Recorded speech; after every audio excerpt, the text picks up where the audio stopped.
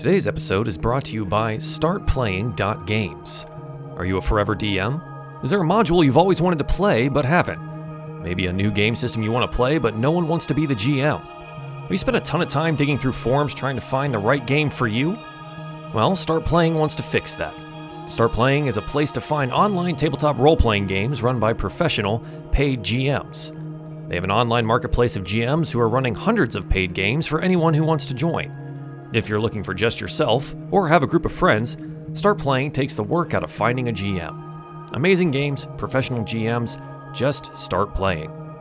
If you ever wanted to be in a Humblewood game, GM'd by me, Runaway Robot, you can head on over to startplaying.games/u/DieFall and sign up there. The link will be in the description below. Big thank you to Start Playing for sponsoring tonight's episode. Enjoy the show.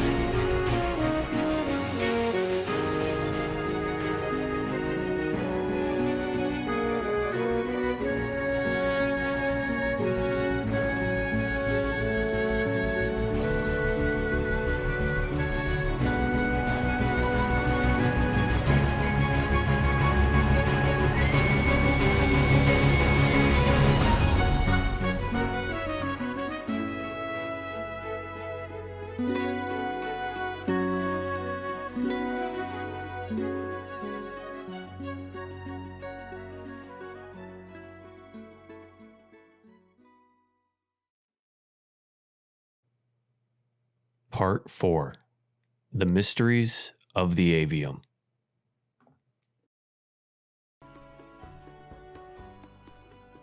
Welcome, everyone, to DieFall Alderheart, episode 19, I think? I believe it's 19, and that was the one thing I also forgot to actually check was what episode this is. It's not 19, it's 20. It's episode 20.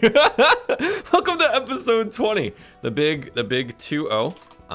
So hey, hi, welcome. Glad you guys can be here on this lovely Thursday afternoon, evening, morning, depending on where you are. And it's good to see my castmates once again after a nice little week off. So let's talk about maybe what we did in the last week or what Rob and I watched part of recently. Rob, what was your best takeaway from the PS5 reveal? That it was indeed today. That was today. I watched the last 10 minutes and then scrubbed through the VOD because I forgot. My takeaway is that, like, okay, conspiracy theory time. Maybe not a conspiracy theory. Okay, new Ratchet and Clank game. I'm like still not over this. So in Jak 2, which is the sequel to Jak and Daxter, in Haven City, there's a billboard that has Ratchet and Clank on it. And in Ratchet and Clank Going Commando, there's a picture of Jak and Daxter in Clank's apartment. And that's the only crossover there's ever been. But because of their going into weird dimensions and shit, I want my baby boy Jak and his baby boy Daxter in my new Ratchet and Clank game. So that was my takeaway, because I like sat there frame by frame and I was like, that looks like this road in Haven City from this PS2 game that I played like 10 years ago. And that looks like a zoomer, and that looks like that, and that looks like that. And I was just glued. Would you be to satisfied with a cameo? Or would I you would want be them cool with a in the cameo. game? I don't expect there to be another game. Naughty Dog has said that much. Oh, okay. I have since been okay with there not being another game. I would love if you did a mission with them. That would be so That'd be cool. Cool. Yeah. Yeah. That'd be interesting. That's true. I never played any of those games, so it was just like, wow, this is really beautiful. And the particle effects in the Ratchet and Clank portion were just absolutely nuts. And the fact that it loaded through each of those dimensions like live on the thing, and it had like zero delay between like each of the different city portions or whatever the dimension portions. I am so curious nuts how that's accomplished. In my mind, it's one level that just looks different in each segment. It's not like you're loading into a new instance. Like, I think it just is its own whole You think like, so? I was trying to figure that out. they show him using an item to grab an orb location, and it opens a door and a gateway. Yeah. He leaps through it. So I don't know if man. it's I'm like a choice so thing. Interested. Yeah, exactly. I'm pretty stoked. I saw some nodding. So Simply Jackson, hi, welcome back. Did you watch some of the PS5 reveal stuff too? Yeah, we actually went to go get dinner or late lunch dinner over at a Mexican place, and we're bringing it back and like watching the live reactions about stuff because we have really bad reception out here. So the best I could do is like flip through what people are saying. So for the Spider-Man reveal, for the whole I guess expansion for or DLC for GTA, and like the Ratchet and Clank session, we weren't at home, but it was fun to like watch everybody just like completely lose their mind. Yeah. For me, I'm all about that Tokyo Ghostwire life. I'm really excited to see what is going on with that. Like, clearly we saw a battle style gameplay, but as far as like what the it wasn't what I expected like it was gonna be when they revealed it last year, and the lady came out who no longer works for the company or whatever, and everyone kind of thought that the project had died, but like. Yeah, I literally just was talking about this in Discord like 2 or 3 weeks ago. I was like, I remember thinking that reveal trailer was really cool, but like, yeah, but what was it? What? And I was really afraid it was gonna get lost into the whole like very cool realm, but very lost in the realm that is like Sekiro and Dark Souls and all that. I was like, what is this? What if this is just a modern Tokyo Ghost, Dark Souls, Sekiro kind of boss fight level of thing? But I was like, if this is the way it is, if it's just a bunch of like gather fighting across this like beautiful like world, it's cool that they've done this really strange digital pixelated style combat. Like it seems like it's first person, which is interesting. Yeah, and it seems like it's like instead of there being like weapons and stuff, it seems more like combinations of hand movements for spells that could be like digital spells and stuff. It's really interesting. So it looks like it might be VR, which was kind of the thing too. And I was like, I don't know. And I won't be able to play it then because I get really like sick in VR. So well, hopefully there's an option that if it is that there isn't, right? But they didn't say anything about it, so I don't know. But that and Little Devil Inside seemed like it was. Oh, and Deathloop. I'm just like Deathloop. Yes. Oh, Dishonored with more guns. Yes. Yeah. I'm really excited. Very cool. They always have that. Arcane Studios always has such an incredible style about their games, and that's what's fun as like an art person to be like, oh, it's not just like regurgitated XYZ kind of thing. It's like they're really leaning into this like very 1960s, like 1950s, like pop kind of thing. Right, but everyone's got masks and stuff, and and I don't know.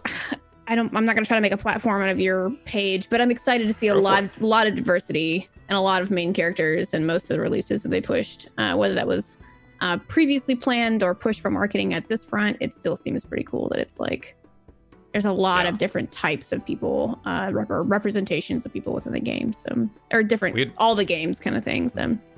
We had a very cool reveal of that game last year at E3 that Rob and I watched. I was gonna say we watched that together. I'm pretty sure. But we were like, what the heck is the gameplay? What is this? I totally forgot that existed until then, and I was like, oh, that's the rewindy game. Yeah, and it looks really cool. And I guess, it looks like there's some PvP elements in there as well, which I thought was interesting with the combating. I think that was one of the things that they had said they were aiming for was you can go through the level as both of them at the same time, and one's mission is to hunt, and one's mission is to get the hell out. Oh, that's crazy. Yeah. I like that. That's cool. I think that's probably the thing that I was most excited for, though, to be fair, like the Miles Morales thing with the Spider-Man. And the drop is holiday season this year. And the Spider-Man game they released on the PS4 was fantastic. I don't even care if it's on PS5. The one that was on the PS4 was already gorgeous and amazing. So, like, I'm totally down to just play the Miles story on the PS4 and just do that. But it's, I think those were my two stoked things. I think I know Miss the Lady May, what her favorite portion of the PS5 reveal was. Please relate to everyone else what it is. Demon Souls. I actually didn't watch the thing because I was out doing yard work. So I had just come in and Carson had come in earlier because he was watching it, and he like ran out of his office and he's like, Demon Souls, and I'm like, what? And I went on Twitter and like, I'm part of the Dark Souls community and like I'm friends with a lot of them, and like my feed was just everyone screaming about Demon Souls. It was beautiful. I'm just happy I've waited long enough that now I get the remake. So maybe some of the things that people complain about for the Demon Souls side, I don't have to deal with, and I just get like the really pretty, awesome stuff, which is what I did with Final Fantasy. It was great. So, yeah, you know, but yeah, it's great. And I can't wait to see you do more art from that whole world and realm and things. It's gonna be good. It's gonna be good. Anything else catch your eye there, or was it just Demon Souls centric? Well, Carson did like show me a bunch. Stray looks really cute. The one with the cat and the robots. Little cat. Yeah. Kenna, Bridge of Spirits, looks really, really cool. And then, yeah, I also really like the little devil inside. That trailer was hilarious. Even if you just Very watch good. the trailer, it was great. And then Returnal looked interesting. Remind me, which one was Returnal? It's like Edge of Tomorrow, but like Alien Planet. Okay, yep, Alien Planet, yeah, the one with space the lady. one. Oh, Yeah. yeah, that one looks cool. Yes, I like that too. That's I have very yet good. to watch the other ones. The other ones. There was an Oddworld 2D platformer that they revealed too, and it looks freaking great. And if I could go back to the Oddworld stuff, that'd be really cool too. But we'll continue onwards because we do have to play D&D tonight. We could talk about other games for a while like we normally do, but that's okay. Miss Maliveth, hey, how you doing over there?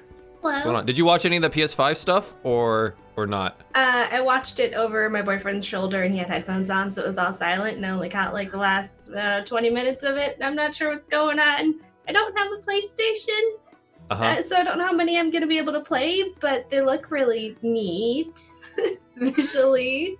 Good enough. Well, you saw the reveal of the actual console though, right? At the Yeah. end. Yeah. It's got ears. Yeah. What do you think about the ears? They're pretty cute. I worry Yeah. that they're going to get snapped if people try and move it.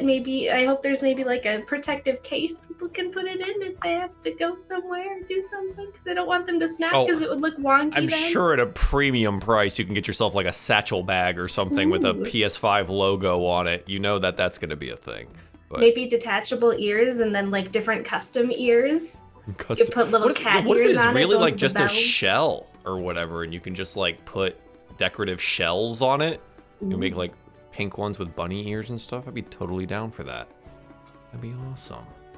Yeah. Matching ears So how- for your controller. Little, would they get in the way, or where would you put them? Little magnetic ones Like where would they go? right on the top. In the middle, Right. yeah.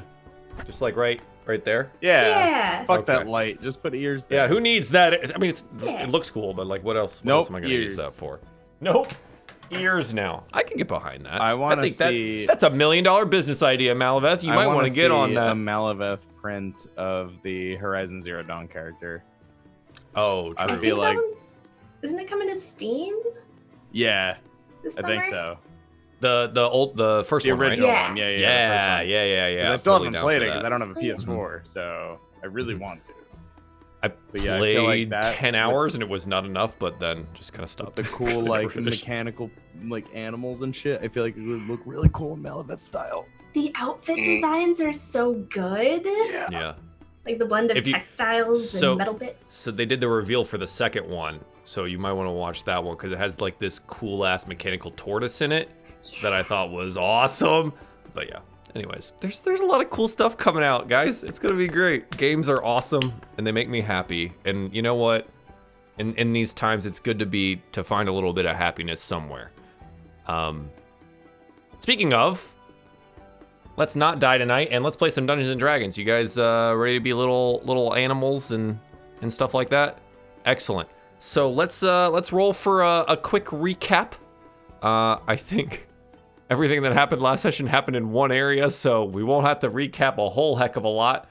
But let's find out, shall we? Okay.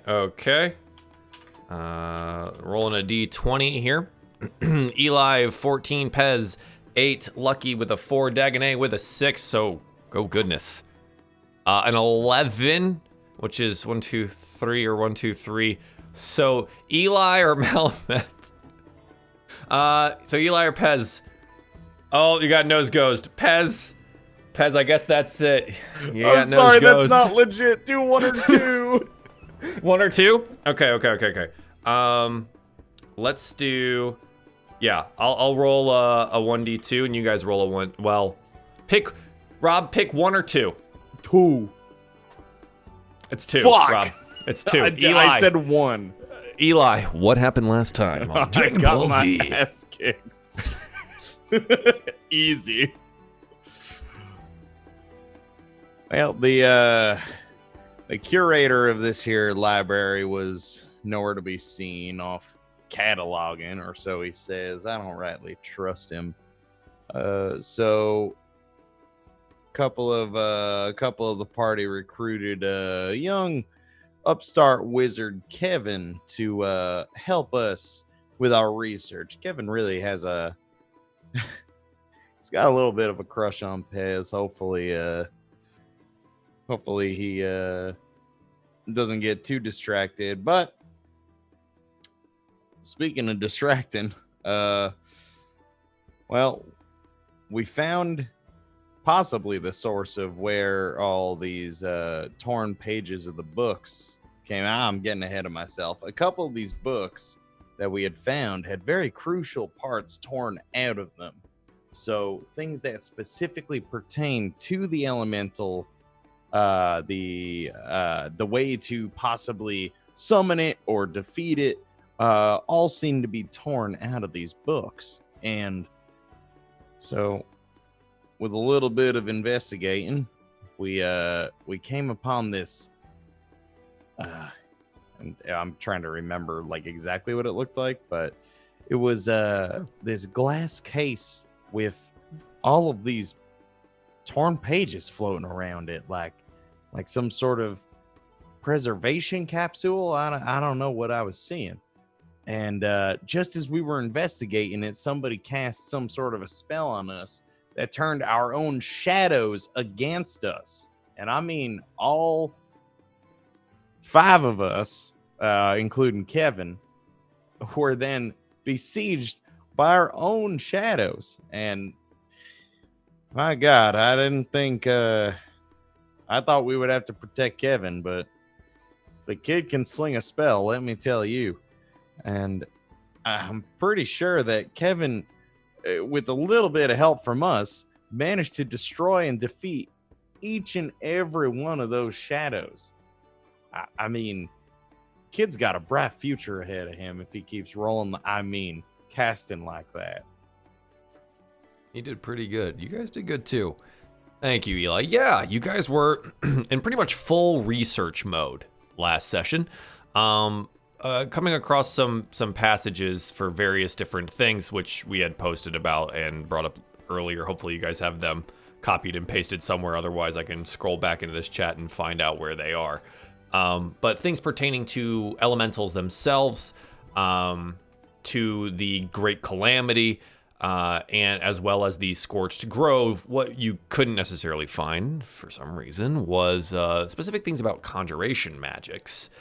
They seem to be eluding you at the present time. But yes, upon finding some particularly interesting notes about something about the aspect of ice losing a shard, something being sealed away, all around this like kind of protected area. This little this glass case for these floating, crumbling pages. You were attacked by your own shadows, which went interestingly. The thing about the shadows is that whenever they would hit you, they would attempt to sap away some of your strength. So if you guys have those still calculated somewhere or something like that, that's probably pretty good, since it will take at least I believe a long rest to cure yourself of the strength sapping from that. And I know that we discussed it in the post show. Some of them got really, really low, and if your score fell to 0, you just died. It's kind of tough, but through some inspiration through the party and working together, they were able to dispatch 5 shadows, which is incredibly difficult to do. But then they found themselves in the library, a bit disheveled, a little bit worse for wear, some barely even standing anymore. And the night had gone on long. Lots of research, lots of fighting, and Mordain Swiftgale was nowhere to be found during this whole debacle, the librarian. Up until the very end, where he came in, rushing in, bustling in, offering help, offering to call for help. But where we immediately left off was where Eli was yelling about getting the dean. Bring the dean right now. So I think we'll start there. Eli, if you would like to rile yourself up a little bit, and let's see what happens. There's not going to be another Jack and Daxter game. You got to get over it, you 28-year-old fucking man-child. All right. I'm riled. Anyway. I'm sorry. I love it. Yes. Excellent. Ow. Dedication to the craft. Once again, for our just listeners, the physical comedy on this channel is exceedingly awesome. You should come watch live sometime. It's something, I'll tell you what. Oh my goodness. Yeah, so take us in, Eli. Is the dean there yet, or am I just kind of picking No, up I think where we demand? find ourselves is pretty much right where you were asking for the dean. It definitely hasn't happened yet. Mordain is sitting there kind of like looking around and looking like he's offering to help with things. He's already called for the guard, I believe, in the last episode, through some kind of enchantment on his amulet. But other than that, no, the dean has not yet been summoned. Well? Oh, it's quite late, and the dean does tend to enjoy his sleep, and Yeah, don't we all? He looks over at your friends. Some of them are like slumping to the ground, unable to stand any longer. your friends seem to be in need of medical attention. We'll manage. Yeah. I will go get him right away then. And Mordain's gonna shuffle off, and you kind of hear over. Do you guys attempt to move anywhere, or are you just kind of sticking around this one location? I think we might fall over and not make it too far if we decide to move anywhere. Sure. Just give you the opportunity if you want to like maybe find a chair somewhere, or if you want to just like slump down on the ground. I know I don't remember rightly the exact point amounts, but like those low strength scores for some of you guys is just it's not okay.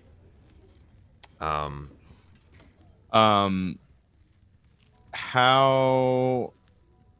is Lucky looking? As far as Lucky, how do I say this? Lucky's bruised. He's probably got a little bit of like dried blood from the fight starting to crust, but more than anything, Lucky is like proudly trying to stand on his own two legs, but they wobbling a little bit, not because of pain, but because his muscles are shriveling away very slowly. So he's like, I'm fine. Why are you looking at me like that? What? Somebody should go with him. I don't trust him to like just go and not come back. I can keep an eye out on these guys if you want to go with him. Well, I was gonna suggest you tail him, but do you think you're up to that? I mean, I'm gonna be honest, man. If he's gotta go up any stairs, I'm not gonna make it. So, It's all right.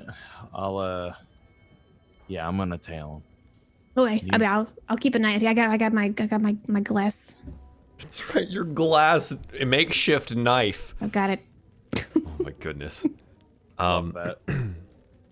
Okay, so first, I guess we'll follow Eli, right? So Eli, you want to tail Mordain Swiftgale, the librarian, is that correct? Yeah.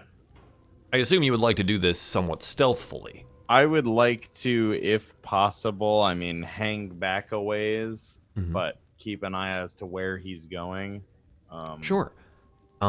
You can do that. So there's 2 ways up the tower.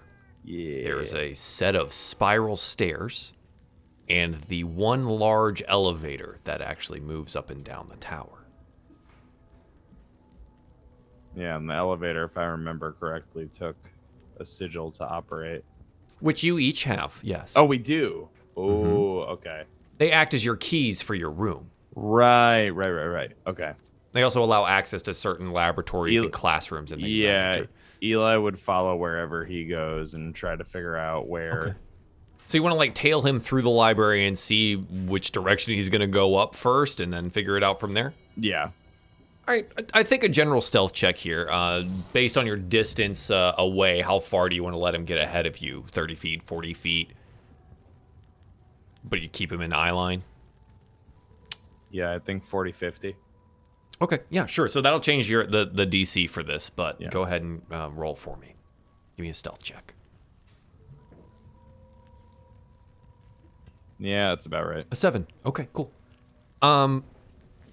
You're unsure if he notices you or not, but you do follow him. He makes his way up the stairs to the central entrance platform of the tree, and he turns to the elevator. As you crest the stairs, he turns into the elevator, and you kind of can see him as he peeks in, and he pulls out his amulet to start the elevator up, and he sees you there.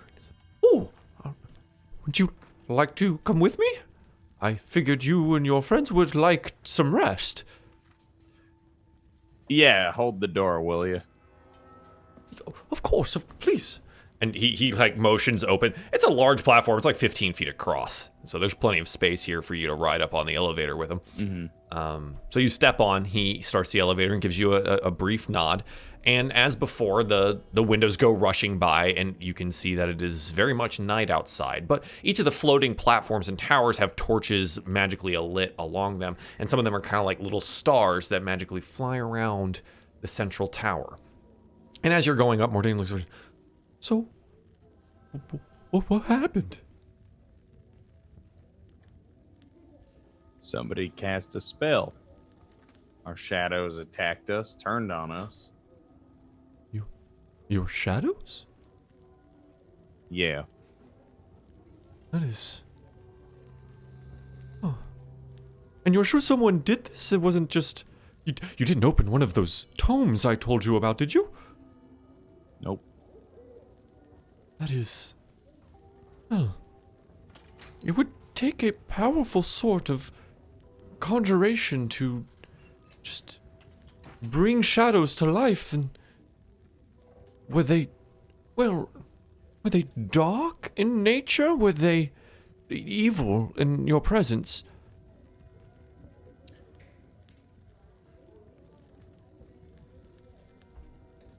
All I know is they sapped our strength and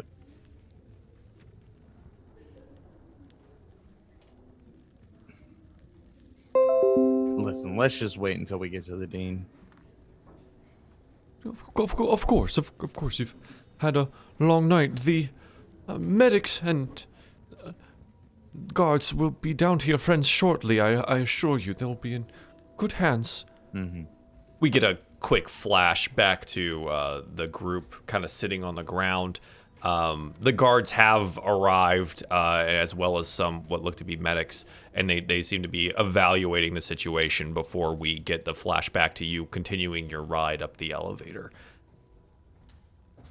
You note that you go past where the dean's office was as you rise up higher and higher. But eventually the platform does come to a stop. Oh, yes, normally this is just where the professors make their rooms, but please, come. We will have to go knock on his own door since he's likely sleeping. This way. And he leads you down a long hallway, magically lit, where there's a couple of skeleton servitors kind of milling about, up until you reach a door at the end of the hallway. He looks over at you. Hopefully he hears us. And He knocks rather forcefully on the door with some effort. There's a pause, and there's not really an answer. it's rather late. And He knocks harder, and eventually there's a, what? Yeah, who's at the door then? oh, Dean, Dean, it's Mordain. There's been an issue in the library. Please. Eventually you hear some scuffling behind and like a, my claw. Some clothes being put on, and eventually the door creaks open and you see a rather disheveled Dean in front of you. It seems that he has not had the time to magically create his appearance as lovely as it was previously. Some of his rather fine feathers have been matted and are kind of twisted about a little bit. What is the meaning of this? It's 3 a.m. Eli? Somebody What's going attacked us in the library, and Attacked you? Somebody attacked you? What did they look like? I don't know. They cast a spell and turned our own shadows against us. And I understand it's late, but I'd really like you to come downstairs to the library and take a look at this. Yes, of course. Let me, He grabs like an overrobe and puts it on and cinches it up, and you guys head towards the elevator. We flash back downstairs towards the library where the group is being tended to, and I think we center on Kevin first. Kevin looks exhausted, rather tapped out, but like slightly exhilarated with the whole experience. Wow, that was something else. You were all wonderful. Is that what combat is really like? I've only just learned those spells. It was so invigorating. Pez, did you see what I had done? I shot fire from my claws, and I incinerated those dark beasts. And he kind of looks down at his shadow that is there still, and he's, I don't know if I will ever trust my shadow again. You did amazing. That was incredible. You saved our lives. Thank you. You have a gift. Have you maybe considered just going out and doing stuff with fire hands? I don't know. You're pretty good at it. Doing stuff with fire? I'm a student here. I've worked so hard to be here, and Well, maybe after school. I don't know. Learn the education first, and then. I do plan on being quite the powerful mage by the time that I leave the avium. Maybe this will put me in good standing with the librarian, though. Can we leave out the part where I used fire? There's a lot of books around. and you kind of like, we get the glance of some of the smoldering ash of where some of the books had caught fire and then been put out by the breeze that had blown a whole bunch of ash everywhere. Would they rather have us and a student die than some books being wrecked? Well, where are the priorities at? Yeah. Depending on the books, it's quite possible that our life worth is actually less than that of some kind of ancient magical tome. It's all I self-defense, mean, I have some- though, right? Like, You're right. There's no, the dean would never choose to sacrifice any of his students, much less the heroes of Alderheart and Pez. oh, jeez. Yes, how are you feeling? And Pez's hat, right, with the feathers on it and stuff, the feathers have kind of deflated. She can't really stand up because of the things in her coat are weighing her down. So she's just kind of on the floor. She tries to like straighten her neck and be like, well, I think we'll be okay. We're fine. Maybe after some snacks, some herbal tea, some sleep, it'll be all right. How are you holding up emotionally? This has got to be a very strange for. Honestly, I feel powerful. I feel strong.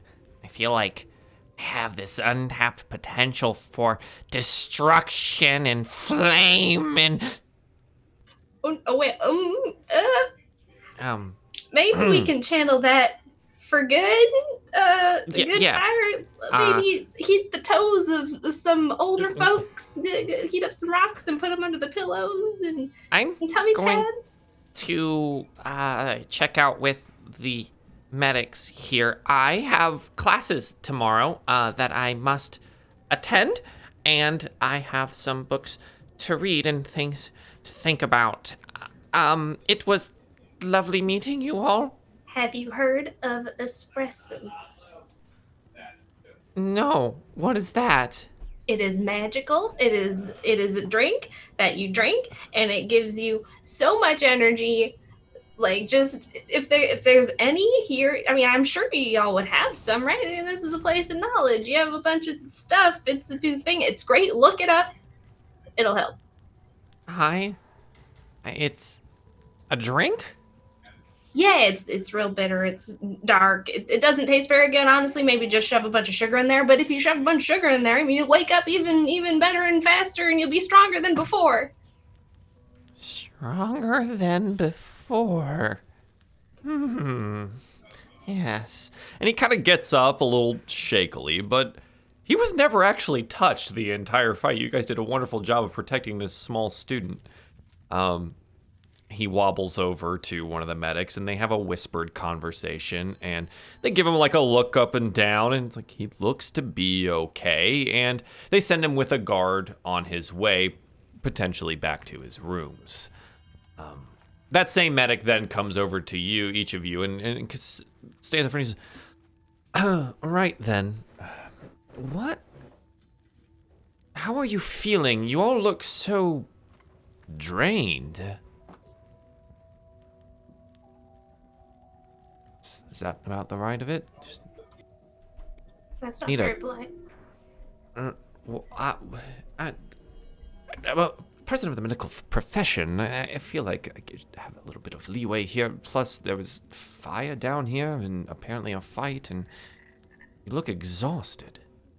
Well, what we were fighting seemed to suck the strength out of us. My. It is it is an experience, I'll say that. But do you have any experience of treating? Yes. that?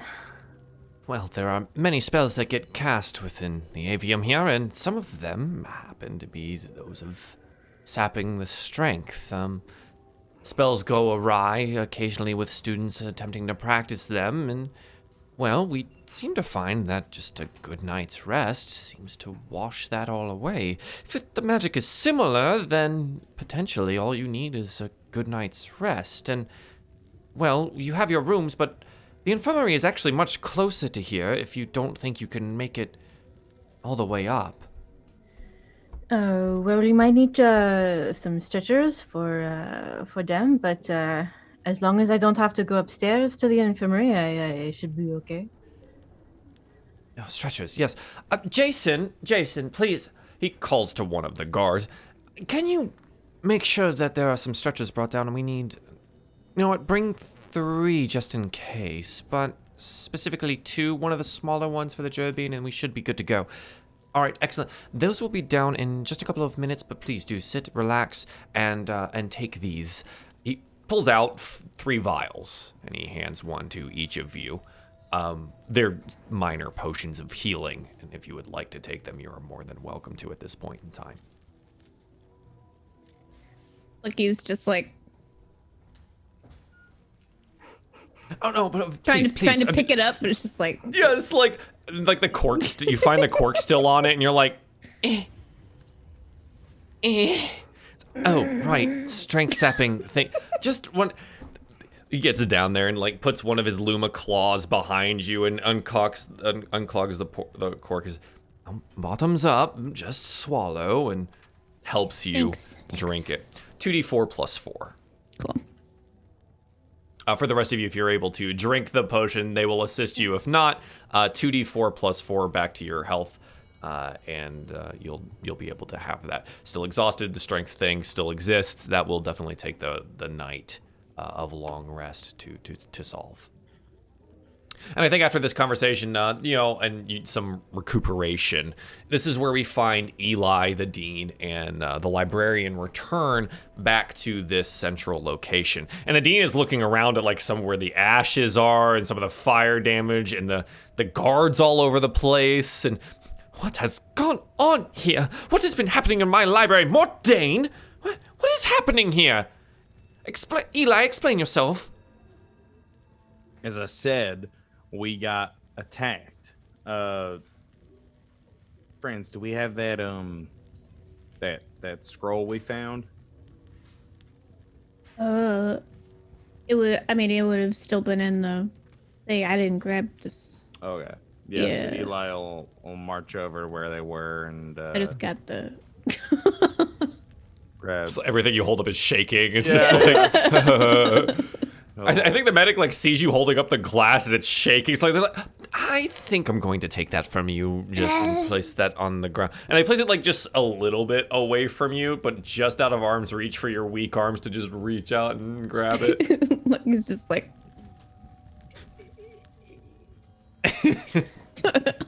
Very suspicious. Yeah. Okay, so Eli, you go over to get something? Yeah, so I'll grab there was that scroll that was like spent. Mm-hmm. Oh, that's right. Yes. Mm-hmm. So you guys found a magical scroll. That's correct. Let me go ahead and find out where that is in my notes so I describe it again correctly.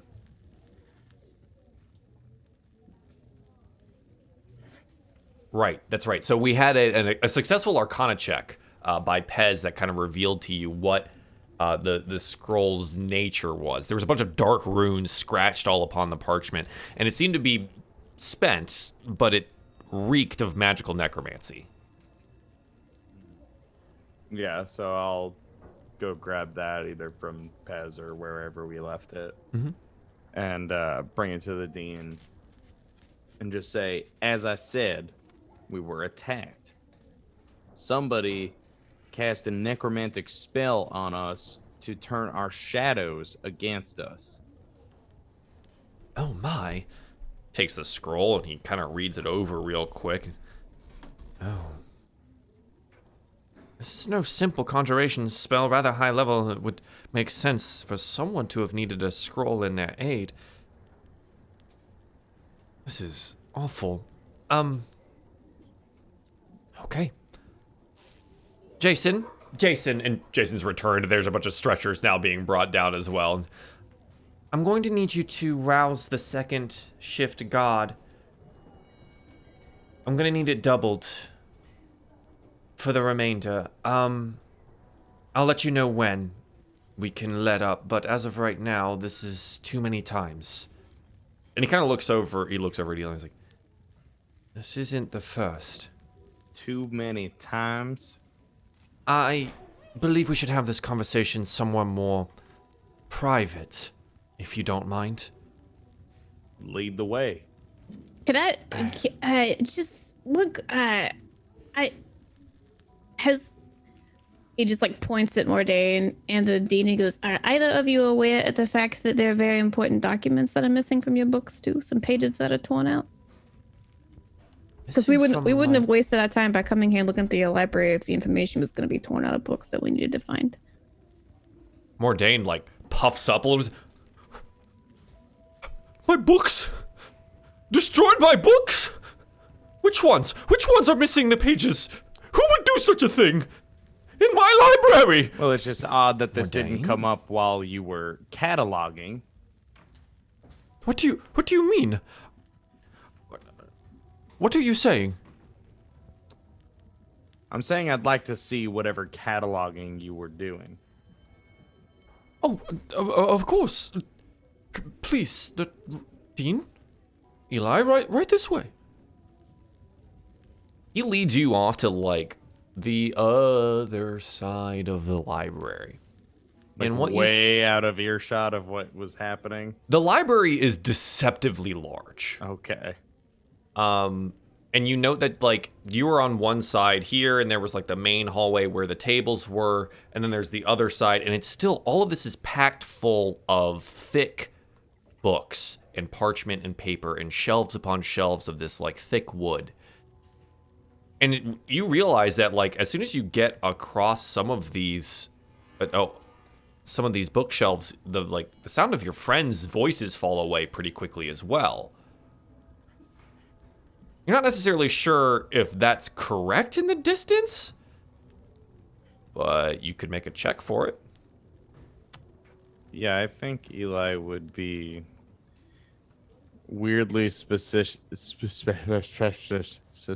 of that.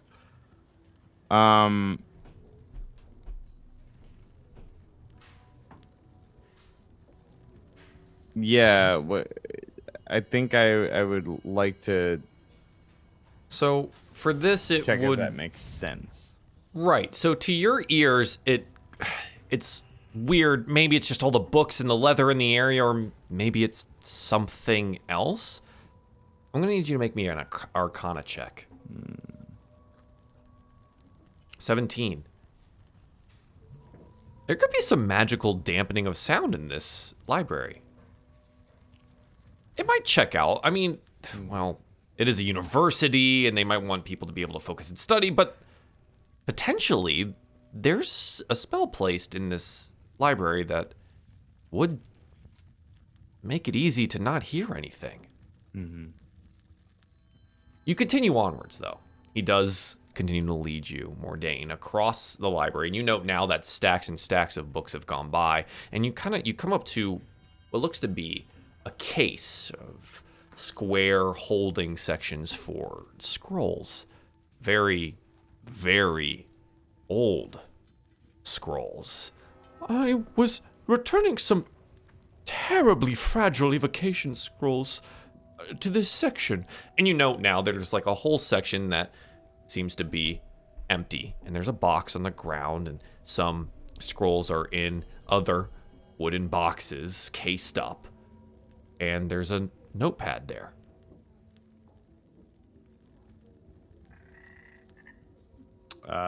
Eli will take a look at the notepad.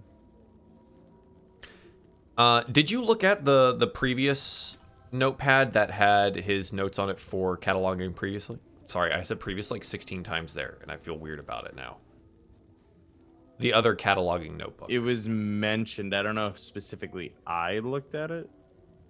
I know that Lucky did, and Lucky noted that it was an intense level of some kind of shorthand, almost unreadable. And we discussed it with Kevin in front of you too, because we were asking Kevin if he would be able to. Oh, that's right. Good point. Very good point. So it is in that very similar style of this like bird scratch shorthand. So it's impossible for you to read right now without some kind of key. Gotcha. Evocation scrolls. Yes.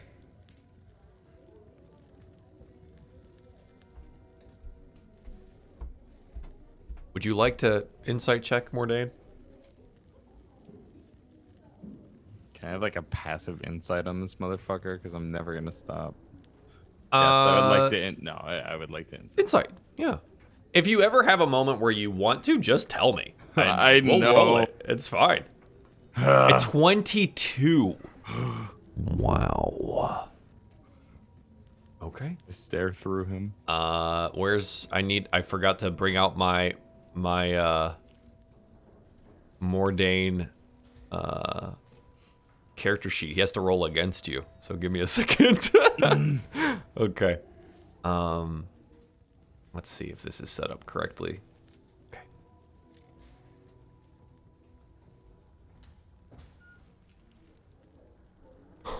Oh. Well, Mordain natural 20'd it. But regardless, Of course he did. Bastard.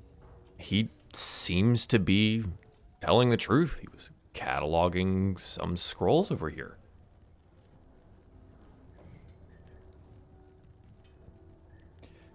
It's a very quiet library. Oh, yes. I have with the Dean's permission, enacted a slight alteration to a spell of silence that dampens the sound in the area and reduces the vibrations against some of our oldest books. I hope you know that the preservation of these tomes is of paramount importance to me. Please do tell me which books were missing the pages. I would like to try and repair them if I can.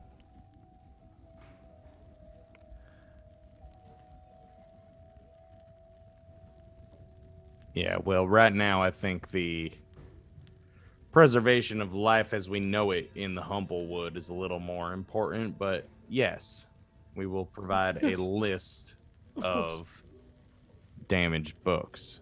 But I ask that you take this as seriously as you take your books, at least while we're here. The Dean, standing next to you, looks over at Mordain. Mordain, he's telling the truth. It's kind of a calamity fixing to happen, and we really need to be able to do our part here. But do give us a moment. He takes you aside past one of the bookshelves, and you hear the rustling of some of these scrolls, and Mordain kind of like softly, he seems sad talking to himself about destruction of books and old property. He was rather distraught. Takes you aside and... Eli, your friends do not look well. Please, let the guards escort you back to your rooms. I will post double guard. And in the morning, come to my office. After you've had a long night's sleep. I'll even prepare a breakfast and tea for you to have when you arrive, and I will tell you some of the other happenings here in our tower. You're right about something. My friends do need to rest. But I'll take that teen now if you're willing to tell me one-on-one what the hell is going on.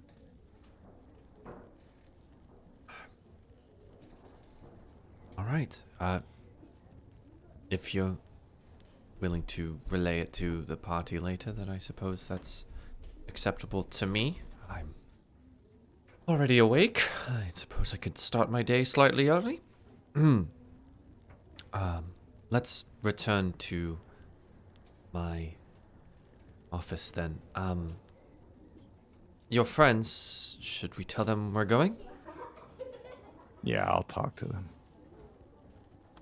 You head back over to the group, both you and the Dean having left Mordain to finish the cataloging. It seems that he is very intent on doing. Yeah, okay. Eli, you see your friends being set up with stretchers to be transported. I'll walk over to the stretchers and just say, y'all get as much rest as you need, all right? I'm gonna go talk to the Dean about this. Take the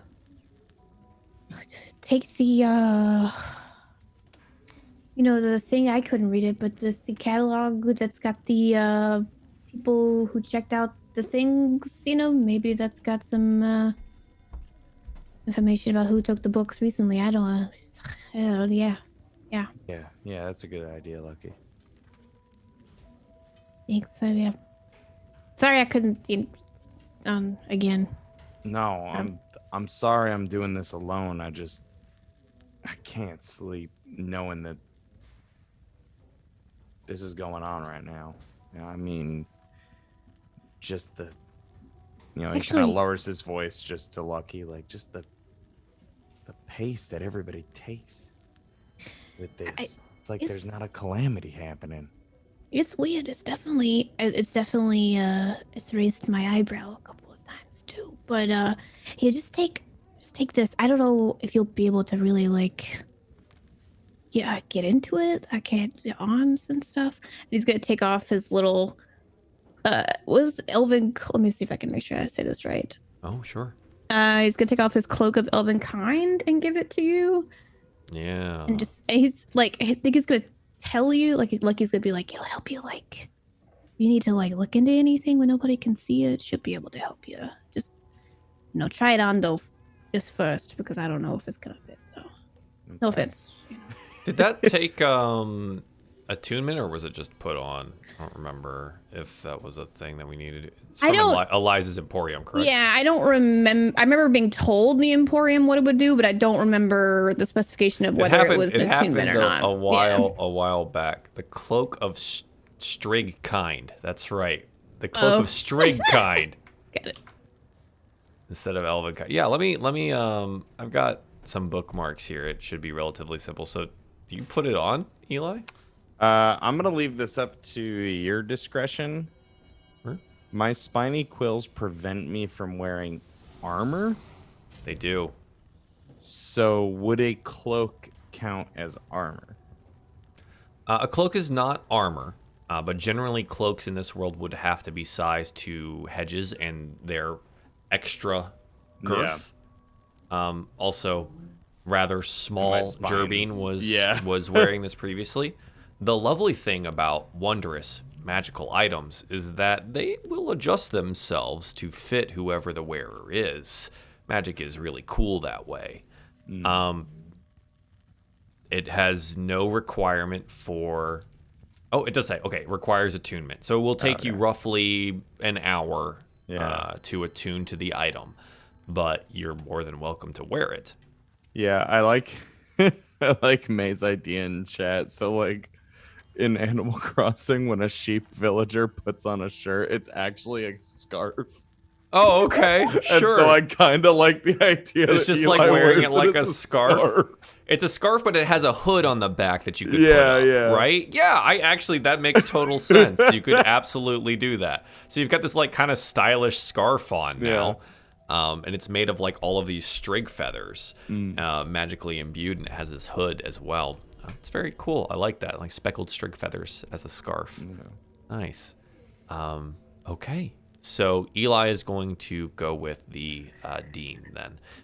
Rest of the party, is there anything you want to talk to Eli about before he moves off?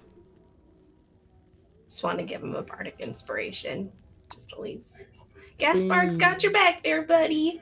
Make sure to get some rest, get plenty of snacks. Don't tax yourself too much because that's not going to be good for you in the long run. Will do. All right. So you take a D6 that you will have access to for the next 10 minutes. Okay. Sounds good. Right. Anything else? You guys good? Okay. So they move off. You are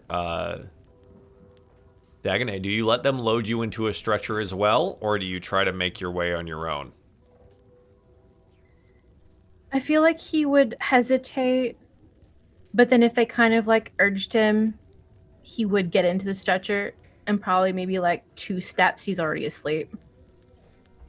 They absolutely they will urge you for sure as they notice you like struggling to get up and like leaning heavily on things. They're like, okay, I'm gonna load this guy into a stretcher and take him. Okay, it's 2 steps later. You're asleep. Wonderful. Lucky and Pez, do you guys take the stretchers at this point, or yeah? Okay, yeah. They take you over out of the library. There's a small infirmary that's actually off of small. There's an infirmary off the side of this main entrance hall through one of the double doors that you had seen previously when you entered the main tower. There's a row of cots and beds there and tables next to them, and there seems to be like little jugs of water and wash basins and whatnot, and they get you off the stretchers and make you as comfortable as possible. The guards leave you there, and you note that the medics and some nurses arrive to take care of you in any way that they can, dressing your wounds, and kind of making you as comfortable as possible. Some tea is brought out. You note, those of you that have any experience with tea, that it is a chamomile, and it is there to put you to sleep as quickly as possible so you can begin the resting process and recovering from the strength that had been sapped from you. Is there anything that you guys would like to discuss or do from the infirmary here before blissfully falling asleep? Out. Lucky's out. All right, cool. We out. Perfect. I think we join, after they are delivered to the infirmary, we join the dean and Eli going up rapidly in the elevator once again. And the dean looks over and says, Eli, I know you've had a hard evening and you're pushing yourself quite hard here. But things are not necessarily okay here at the Avium. There's been occurrences, I suppose would be the best way to put it. and as you arrive at the floor, he gestures outwards and you step off the elevator and he goes to open his office and leads you inside. There's a chair and some tables and some soft cushioned chairs. He gestures you to one of the softer cushioned ones and says, I'll make some tea and begin some of my explanation. There's been some mysterious circumstances. You're not the first to have an incident in the past few weeks. He looks at you and it's a rather serious stare, and you feel the anxiety in his voice. I don't mean to alarm you, but several strange things have been reported across campus, and, well, this college was made by powerful wizards, and we haven't really figured out everything those old colleges left hidden here. Magical defenses and the like. We've had accidents in the past, and I hope that this isn't one of those cases. But if it is, well, you folks are the defenders of Alderheart, right? Heroes. Can't think of anyone else I'd rather have looking into this. I've had some odd reports from all over, and I believe they're the result of some undiscovered magical defense being accidentally triggered somehow. I do have some leads, and normally I would leave this into the capable claws of the Perch Guard, but I honestly have so little to go on right now, I'd rather not involve them if it's actually not too serious. Getting everyone up in an uproar about what ends up being nothing, well, I'd like to handle this somewhat quietly.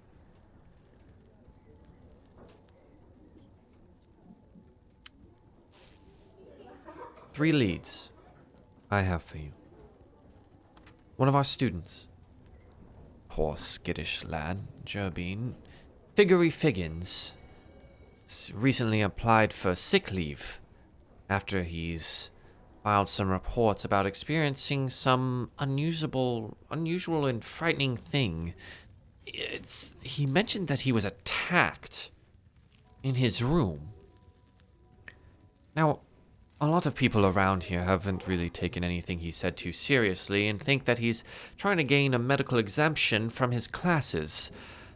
But I believe something indeed did scare him. Talk to the boy and you'll see. There must be some kind of truth there. He's in the first year dormitories, central building here, near the ground floor, maybe one or two up from the infirmary. We have a couple of floors for the first years here. The second, Korvax Ravane. He's, thus Corvum, divination instructor here. He's made quite a few cryptic predictions, as divination is wont to do. Generally, we just kind of toss those aside because, they're a dime a dozen anyways. But he keeps bringing up that there's the potential for a bad event. Bad is all we ever get out of him. That is either going to happen or has already happened here on campus. He's brilliant, truly, but a little odd. So, like most divination things, everything ends up being cryptic and ununderstandable, and well, maybe you and your friends can make some head or tail of it. He has an office here, in the central building, just down the hall from mine here. He pours you a cup of tea. It's rather warm. Smells nice, though. A hint of plum in it? But he generally is in his divination lab on the outer spires. Last, another student. Studious lass. Sarah Lumen by the name of Gel Platena. She lodged a minor complaint about servitor skeletons on the campus acting oddly.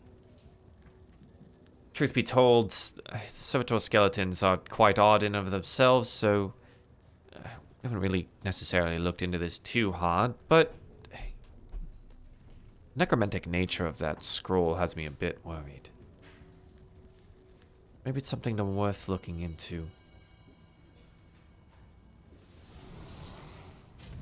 She can be found in one of the towers floating around. I believe Tower 4?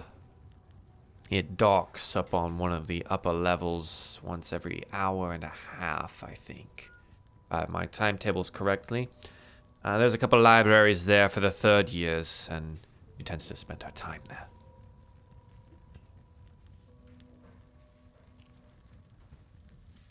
Well, that's everything I have, and I know it doesn't sound like too much, which is why I've been so adverse to bringing it to the attention of the Perch God. If it turns out to be nothing, then, well, I don't want to be known as someone who raises alarm all the time for nothing, and, well, I've had this position as dean here for quite some time, and I'd rather like to keep it. Don't want to go around scaring students. Right, well, in my experience, it's better to be proactive than reactive. I mean, if the worst thing that happens is it was all smoke and no fire, then you were just being cautious. But, you know, excuse the fire analogy. I've had quite a bit of experience with it recently. Yes, did someone attempt to burn down the library as well? No, that was, we had a student with us who was helping us. A student was involved in this? Not by choice. He was in the wrong place at the wrong time. Oh, goodness. Poor What was his kid. name? His name's Kevin. Kevin. Didn't give you a surname of any kind? Rob doesn't remember. I don't know if he did. Eli doesn't know. Kevin. Give me a general description so I can check in on him. Kind of a small fellow, a little bit mousy, but very, very studious, very enamored with our Pez. Bless her. Oh. No, I know who you're talking about now.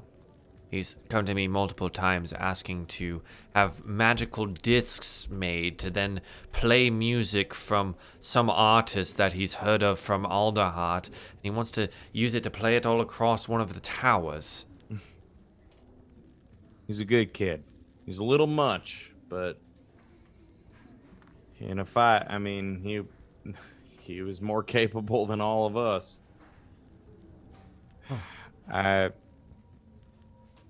Dean, I appreciate your transparency, and I appreciate your the leads, but this wasn't an accident. I don't know what's happened in the past. I mean, maybe you could tell me about incidents in the past, but this is no accident. Somebody doesn't accidentally conjure a powerful spell, powerful necromantic spell to attack what they see as interlopers. I mean, it troubles me that we have one expert here on the necromantic ways. She is, well, she's quite a lovely woman, Professor Glinda Nightseed. We allow her here to study necromancy and utilize the books and things of that nature, but not to practice it. It's a dangerous and dark art, and, well, we wouldn't want to tarnish our reputation here at the Avium, and being known to have necromancy and maybe raise necromantic mages coming out of here. It's not what we want to do. Sorry, forgive me, but what would you call the walking skeletons then? Well, okay. The servitors are old professors, truthfully. Those that have chosen to continue serving in death as they did in life. Chosen. Yes, there's a whole contractual process that they go through, and they can choose to continue working at the Avium. Many of these people were taken in young and really never left once they started studying here, and, well, some of them couldn't imagine leaving even in death. All right, I try not to cast the first stone, but that's it's a little troubling. It's quite the holdover from a long tradition, I suppose. Every professor here is given the option.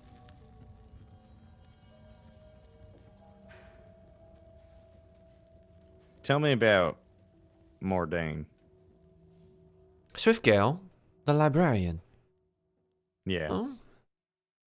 It's a bit odd, though rather taken with his books. He keeps clean, he has his robes freshly pressed, a bit old-fashioned. Tends to like to be alone, doesn't necessarily socialize with many of the professors around. He's well experienced and has an incredible wealth of knowledge about even the oldest parts of all of our libraries. He's invaluable to us here at the Avium. If you need something, he either knows where it is, knows the subject matter, or can point you to it.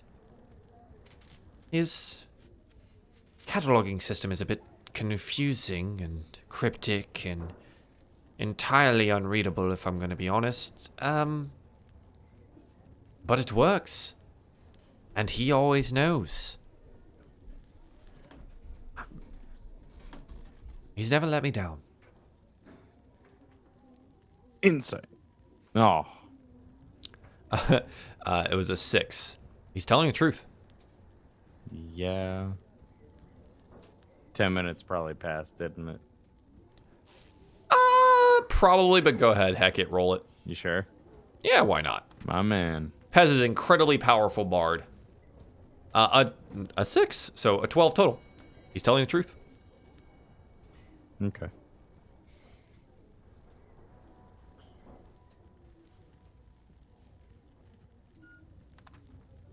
I just hope that you're starting to see the gravity of the situation in the wood. I understand that y'all are far removed from everything that's happening, but I mean, you must be getting some sort of word from the council as to what's happening in Alderheart. Yes, well, again, I'm trying not to raise the alarm so things can somewhat continue as normal. You are the heroes here and will provide the aid that we can, but getting the entire Avium up in arms over something that hopefully we can prevent before it even matters. We're not going to prevent it if we just pretend it doesn't exist. Who's pretending? Sometimes actions speak louder than words, if I'm being honest. I mean, nobody seems particularly in a hurry to help us. I mean, you say that there's all these resources and whatnot, and then your head librarian wanders off to doodle in a notepad. You know, it's... There are pages torn out of books in there that have crucial information. This is the first anybody is hearing of it. we were attacked in the library. I feel like I'm gonna fall over if I get up too fast. I just sorry. I'll take a sip of his tea. No, you've had a long night, I can tell. I'll follow up on these leads. I'll talk to the party. All right. Do you need assistance getting back to your room? No, I know the way. Well, good night, Eli, and I'm sorry that this happened under my watch. I truly do hope you can find something out of all of this. Yeah. Thank you for the tea. It was lovely. Of course. He opens the door for you and shows you the way out. Eli, do you go back to the room? Yeah, I think I'll pop into the elevator and head back down to the room. Okay. You find yourself in the room. It's deathly quiet. It's still very early in the morning. And your room is empty. You are the only one in here for the moment. And as you remove your things and get ready for bed, I think that's where we take our first break. And on the morrow, maybe do a little bit more investigating. We will be right back with more DieFall Alderheart. Episode 20. Yeah.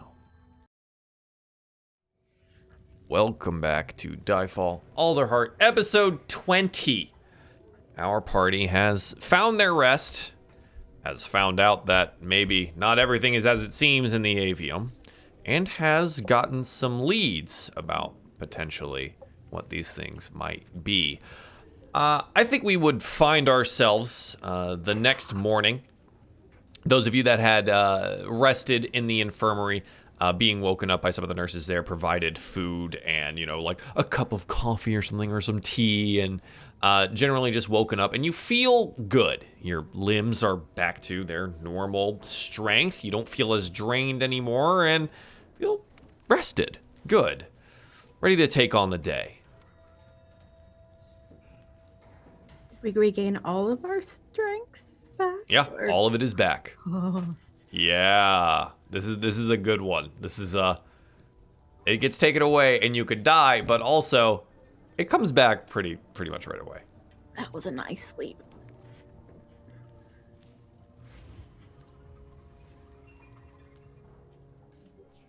Is Eli in here with us, or?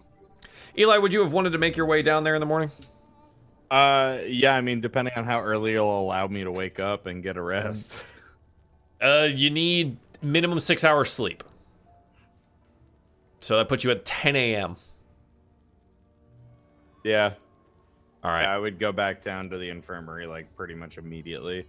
Eli is there on when you everybody. wake up.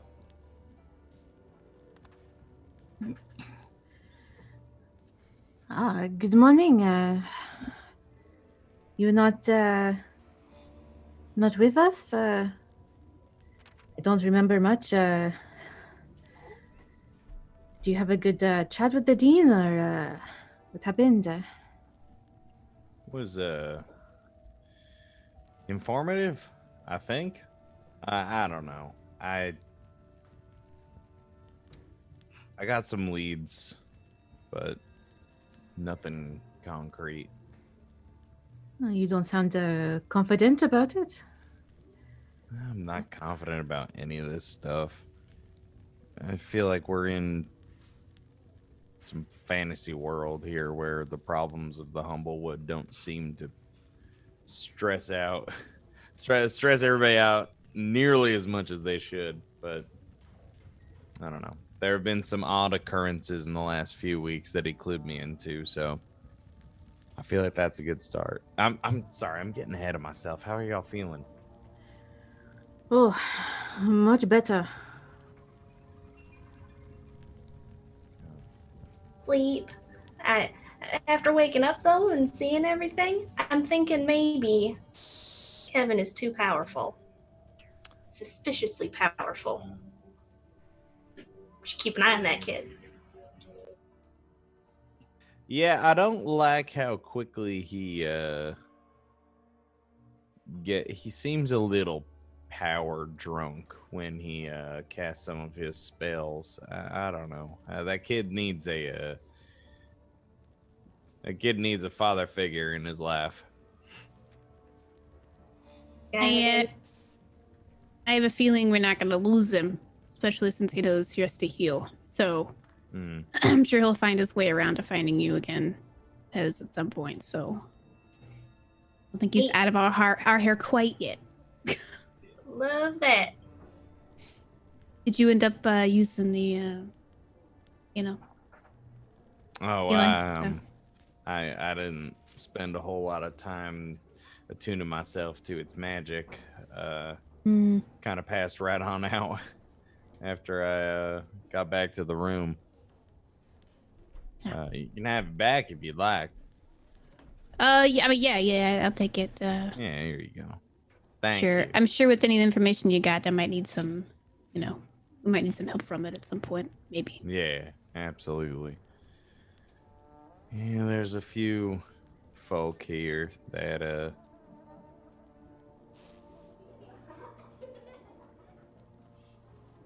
don't know.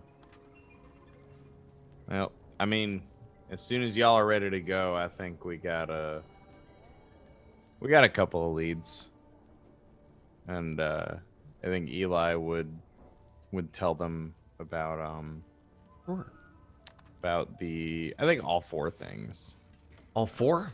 Okay. Yeah. I mean, he would talk about Figgins, who has like my new favorite name in the entire campaign. It's pretty good.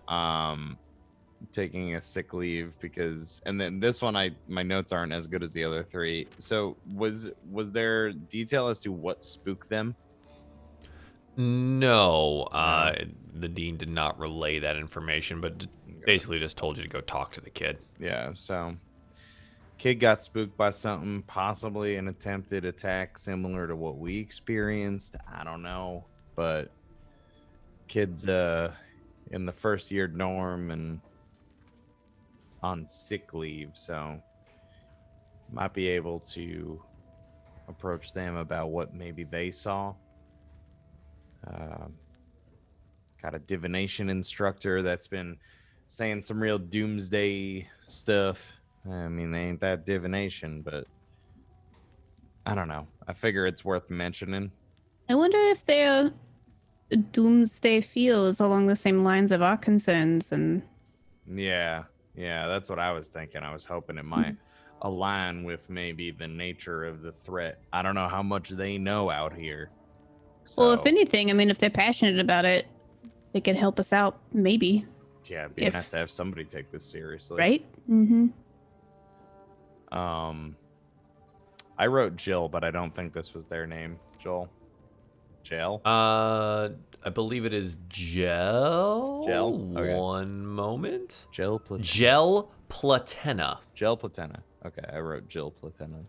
Mm-hmm.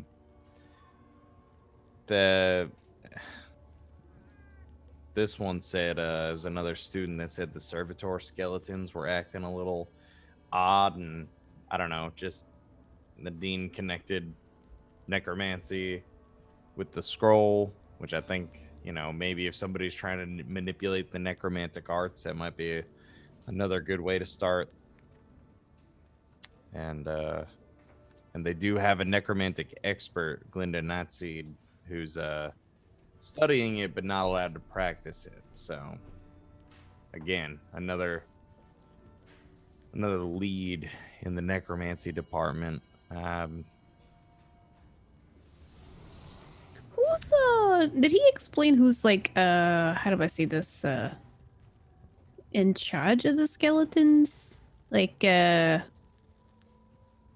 not like, did they just reanimate and then they become like, whatever, or is it I meant to ask him like specifically how that happens, but he did say Sorry, that was out of character. That was Rob remembering that he didn't ask something that he thought in his brain. This is real spooky. The professors here sign a contract if they choose, supposedly, to, and Eli's kind of like, he's both creeped out but also thinks it's kind of funny. He's like, they choose to come back to serve the avium after death. So, I like, mean, the bath skeletons are like former they're professors? professors. Like, what the hell? I mean, I don't know what kind of jobs y'all have had, but not one of those jobs I ever had I would want to die and come back to. I mean, that's just my own personal hell. Well, that is true. You know, I would not want to be a carpenter as a skeleton, but at least we know that is they're not past students or farmers out of That's the a good avium. point. We did Yeah, wonder where those skeletons came from before, so now we know, I guess. Yeah, it could have been a lot creepier and sinister. Now it's just weird. I wonder if we asked the divination teacher about that, how she felt about that contract or whatever. You know? Yeah, that's a good point. Wonder if they signed on to be a bony servant. Yeah. Gonna be a bony servant. At least like paint my bones. I don't know. Make it cute. Something. Maybe if they were dipped in gold. Ooh, that would be real pretty. Could also play music on them like a one of them xylophones. Can make a band. Ooh, that would be real exciting. Why are they limited to just these menial jobs? They have potential. Yeah. Well, I mean, if Kevin had his way, maybe the skeletons would all start dancing to the sounds of Pez Pango blasting in the dormitory using magical discs. This kid wanted to play your music throughout the entire dormitory, and he specifically went to the dean about it. I mean, Pez, if that ain't fame. Kevin is a bit strange, but he is very smart, and I like this idea a lot. Possibly we could make some of those 10-hour long study playlists. Ooh, and then that would be real good, and we could sign them for like an additional bonus, and then we can make some money, and we can buy better gear, or we could just pay the calamity to go away. I think. Have you been studying business while we're here? Just thinking about it, That was fairly well thought out until the pain, the calamity. We got to figure out what to do after this is all over. That's very forward thinking of you, Pez. We just got to put all of our eggs in some other baskets. I just hope they are baskets. I don't lay eggs, I'm a hedgehog. If only you were a platypus. And then... Man. Do not understand the biology of humblefolk. Very confused though. Side note, I learned that gnomes come from crystals the other day. What? Yeah. Look up the lore of Is gnomes. that canon? Huh. That is, yeah. Huh. Anyway, Released. sorry. Like gemstones. It's crazy. Anyway. So, what do you think's highest priority? I mean, something tells me I really don't want to scatter us too much, Yeah, I was going to suggest that each of us go talk to one of these folks, but given what happened in the library, I don't think that's very wise. Yeah, I don't know if I can handle my own shadows again by myself, so... Yeah. I mean, we can see what this, You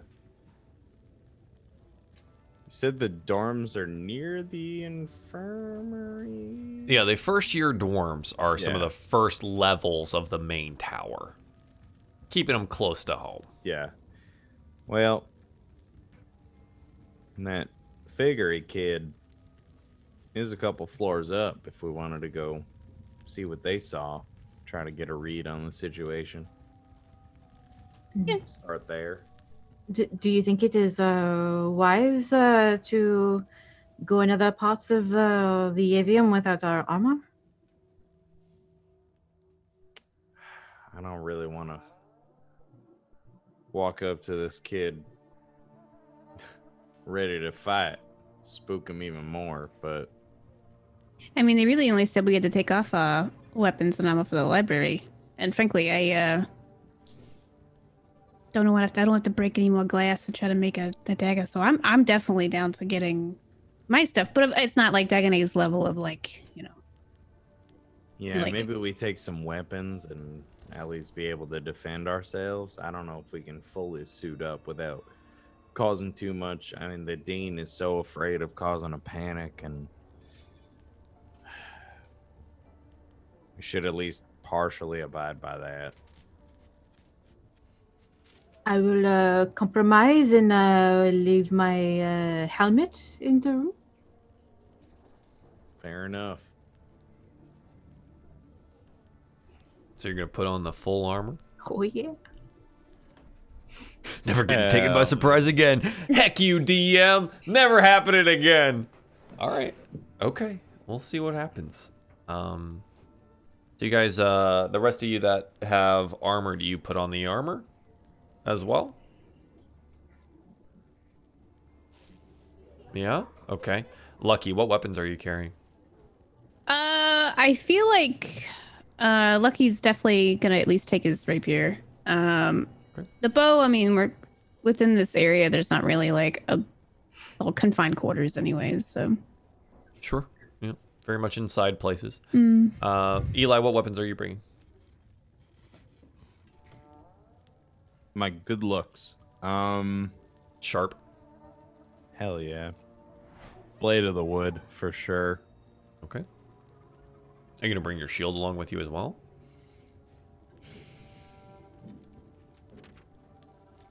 Yeah, I should. All right. Dagonet, are you bringing your shield? Yep. Shield, spear, armor, but he'll leave the helm back on the bed. Wow. Okay. Tez, what are you bringing? I'm gonna bring my crossbow and my parrying sword. The crossbow and the sword. Okay. Yep. I got You no got all the attack bolts spells. strapped onto you. Yep. Okay. But friendly bolts. They got feathers on them. They're real fluffy. Most of them do. Okay. Okay. Sure. So you guys have, I assume this conversation just happened like on the elevator up back at the room and all this stuff, and you've gotten all of your things and you're not ready to go. Where would you like to go first?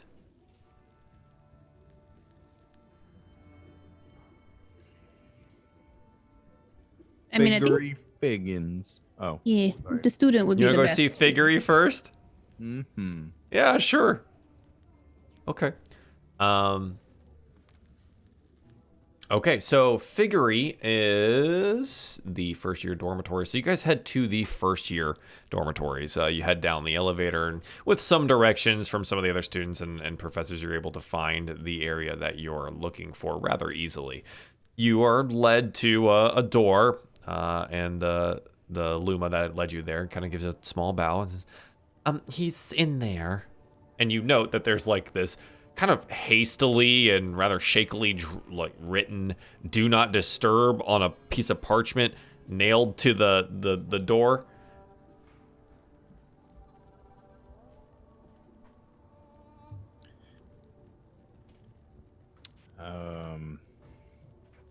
Yep.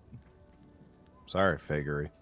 And Eli will knock on the door. So you knock on the door and you wait a moment, and there's kind of a squeaky, shaky voice. Who's it? What do you want? We're looking for Figgery Figgins. We're the He kind of like rolls his eyes. Heroes of Alderheart. You hear currently hear like one little latch, and The door opens up and he looks up, and you see a small eye looking at you nervously. What do you want with me? We wanted to talk to you about whatever happened to you. I mean, there's been some strange goings on, and we just want to make sure that you're all right. Roll me a persuasion check. Okay. That's a natural 20. Ah, you'll love to see that. It's 26. Feels good. Figurine looks up with you, those small eyes. He looks a little disheveled. He's still in his night clothes. It looks like maybe he hasn't bathed in a while. He's having a time. He's got large, like, dark bags under his small eyes, and his ears are rather drooped. And he closes the door, and you hear a click, click, click, and a latch. And, like, the chain latch is dropped from the door, and he opens it and he says, "Okay, come in. But be quick, I guess." Thank you. And yeah, well, I'll step inside. Yeah, he looks pale and weak. His face is like totally drained of color. It looks like he probably hasn't been sleeping. And he lets you all in, and he sees you all come in and like wearing armor and stuff. And he looks up at Dag and says, "Oh, you're not gonna take me away, are you?" Oh no, this is just defense, so nothing happens to us either. We had a bit of a bad time in the library last night. Something happened to you? What happened to you? Well, we had someone make our shadows attack us. Your shadows? They all told me I was crazy. They said nothing. That nothing had happened. Nothing was found. And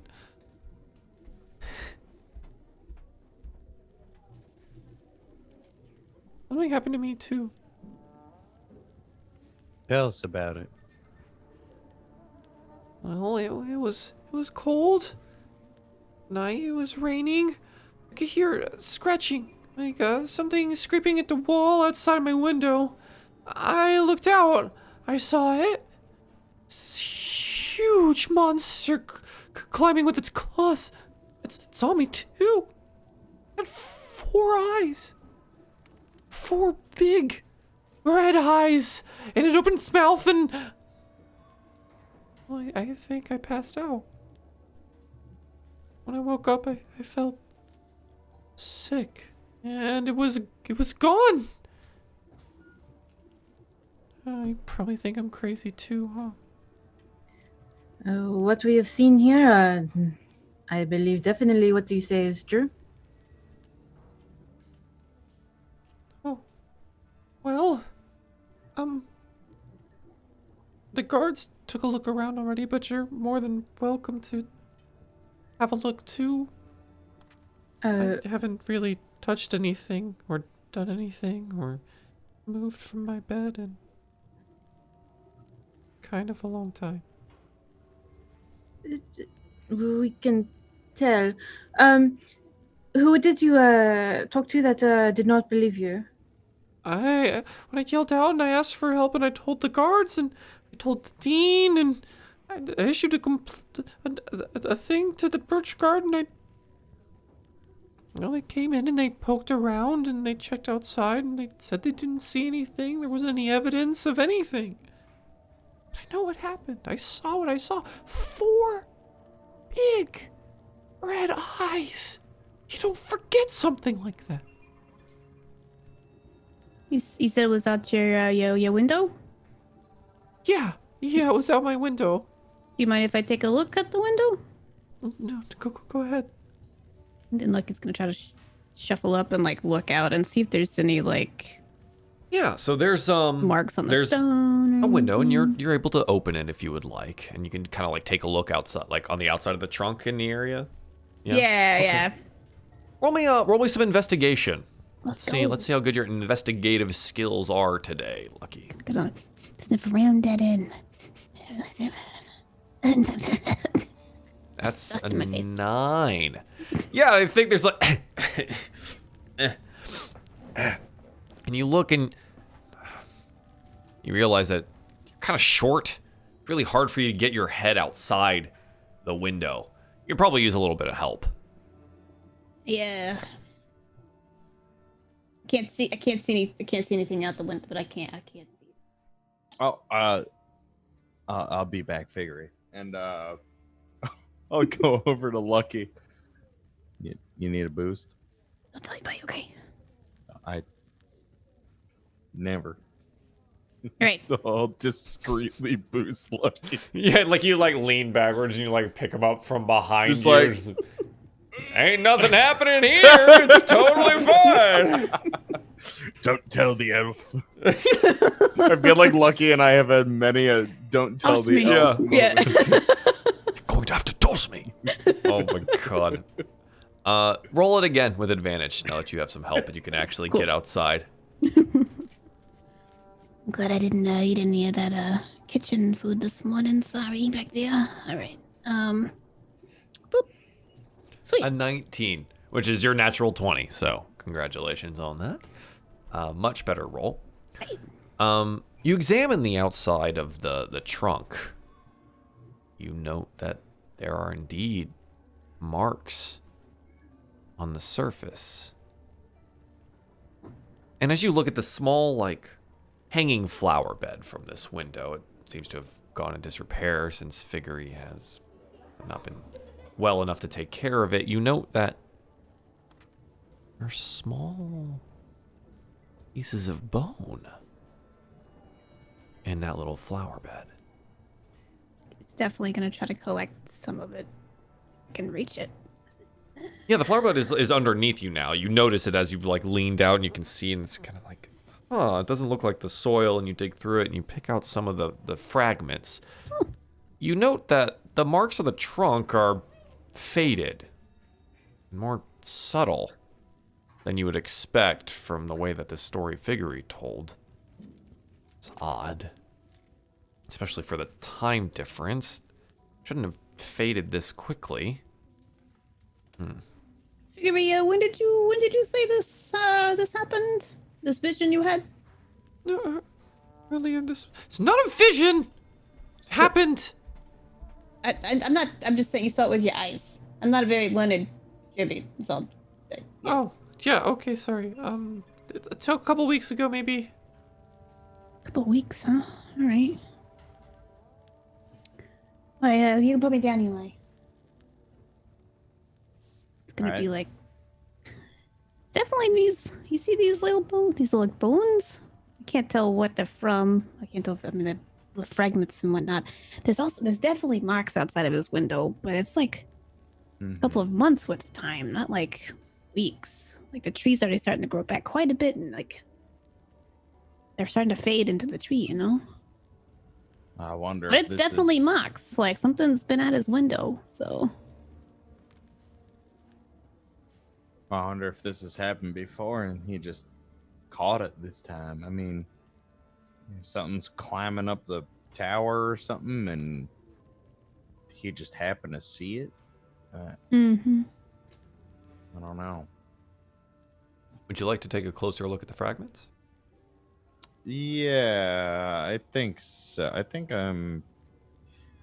It'll be a medicine or a survival check. Yeah, I was gonna say, I was gonna lean more into survival because, like, would I recognize? I don't know the type of bone. I guess whether it be animal or that's what you would be looking for here Yeah, with yeah. the medicine or survival check.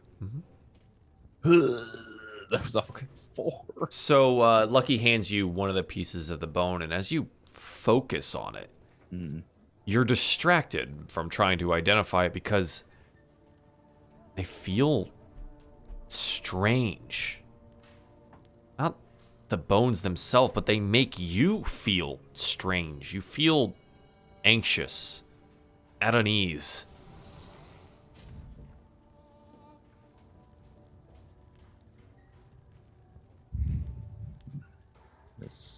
These don't feel right.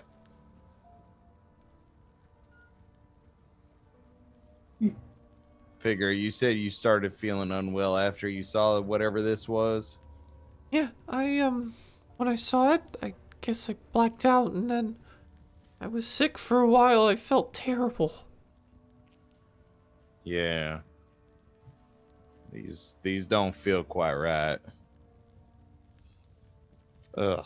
Does anybody have like a little satchel or something we can keep these in? I don't really want to. Who wants to baggy the bones? Making my skin crawl. You could stick them in like a side pocket of my child, my pouch thing if you want to. I don't got much in there anymore. Just giving all my stuff away. Excellent. Yep. So you drop some of you drop the fragments into a side pocket there that Lucky has. And Figure looks. So, well, what do you think? You're not lying. There's definitely something that's been outside your window. I would definitely suggest they change your flower bed. It's, not only does it need some freshening up, it just might be, might be what's caused you to get sick. Right, Eli? You think that would be? Because it's all in there. They're all in the bed. So you think that these being out there causing him to get sick? Well, I mean, like you said, when you held them, it made you feel anxious, I guess. So I wonder if whatever's on them, I don't know how to them. Oh, that's a good point. I thought like they had some sort of aura to them and he was exposed to it, but oh, okay. I thought you meant like it was making you feel like nauseously sick, not just anxious. So yeah, I mean, it's not. You think I'm onto not a bad something? You suggestion. think I just... Yeah, maybe. I don't know. We're not. I mean, we can go talk to the necromancy expert later, but that's true. Yeah, definitely take these to them. Yeah, what's up with that? 100%. All right. Yeah, we'll come back to that, I think. We'll definitely keep your window locked just in case. Yeah, of course. And he like trots on over and relocks the windows that's been sitting open for the last 3 minutes. I don't really have anything more than that. I haven't really left my room at all, and I really need to try and get better before next semester. I don't want them to kick me out. It's all right, Figure. We'll let you rest. All right. Like he's gonna dig in his little pouches. Oh yeah. Pull out one of the muffins that he took from the cafeteria like 2 days ago. 2 days ago, and just don't know if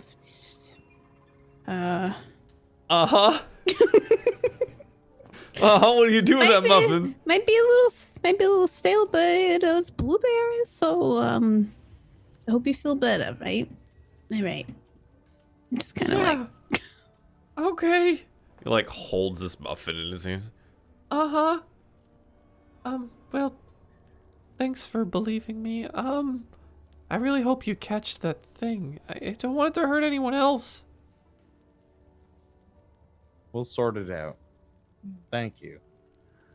Just one quick question. Were you here when the guard and the dean checked things out and said that they did not find anything? Yeah, I was standing right here. Did they look out the window just like Lucky? They looked out the window because that's where I said I saw the thing. Lucky, you would say that those were, especially if they were looking right when it happened. yeah, I mean, unless they're used to having claw marks outside the window, I don't think that would be a happening occurrence, in my opinion, out here. Figure, are you able to ask for like a room relocation? I don't know. This seems like a very stressful place for you. You might need to get It is. somewhere else. But I'm also a first-year student here, and I don't really have a whole lot of influence. I kind of just get to sit here and wait for the inevitable return of that monster. Maybe we can ask the dean if you can have a different room if you feel like that would help you. Yeah, maybe. Yes? Yeah, I want to get out of here. I don't want to be in this room anymore. Yeah. I sit awake and watch the window all night. And sometimes I accidentally fall asleep and I'm afraid that it'll come in and eat me one night. So maybe if I'm in a different place, it won't know where I am. Yeah, we'll talk to the dean. Maybe if you leave that muffin outside the window, it'll just eat the muffin and then leave you alone. No, but then it'll come back for more. It'll come for the muffin too? Oh, you might want to take this back then? Sure. Just, Yeah, just hold on to that. Yeah. Do the gods make you feel like you can't leave? Or have you just made it your own? No.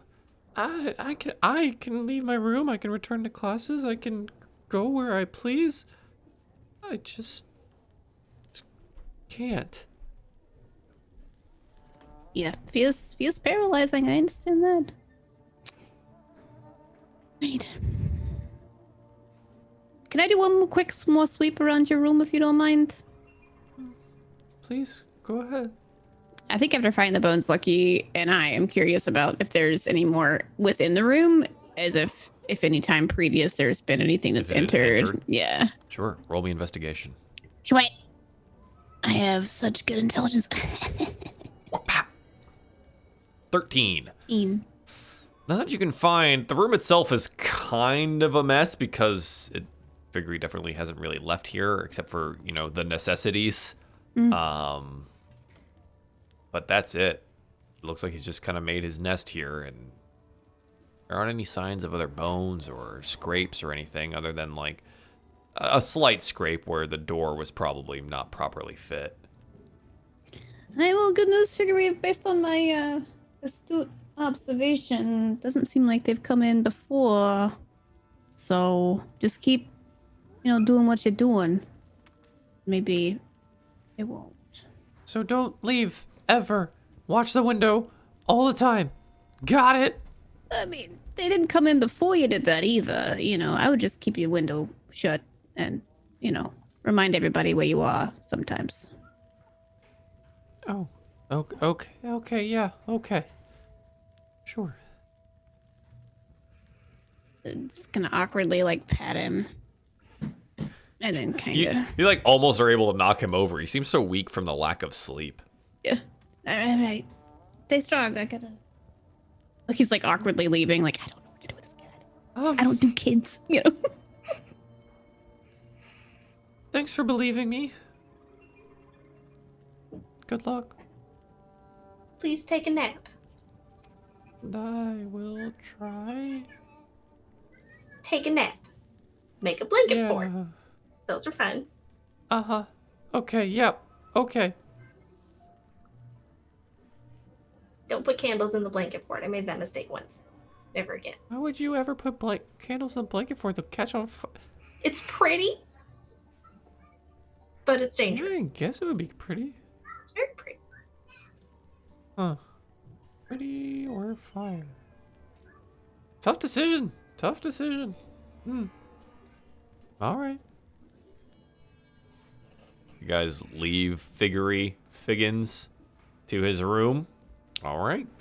You exit the room in the first year dormitory. What would you like to do next? Jeez, poor kid. I don't know what to say sometimes. Yeah. Don't you find it weird that they didn't see what we saw?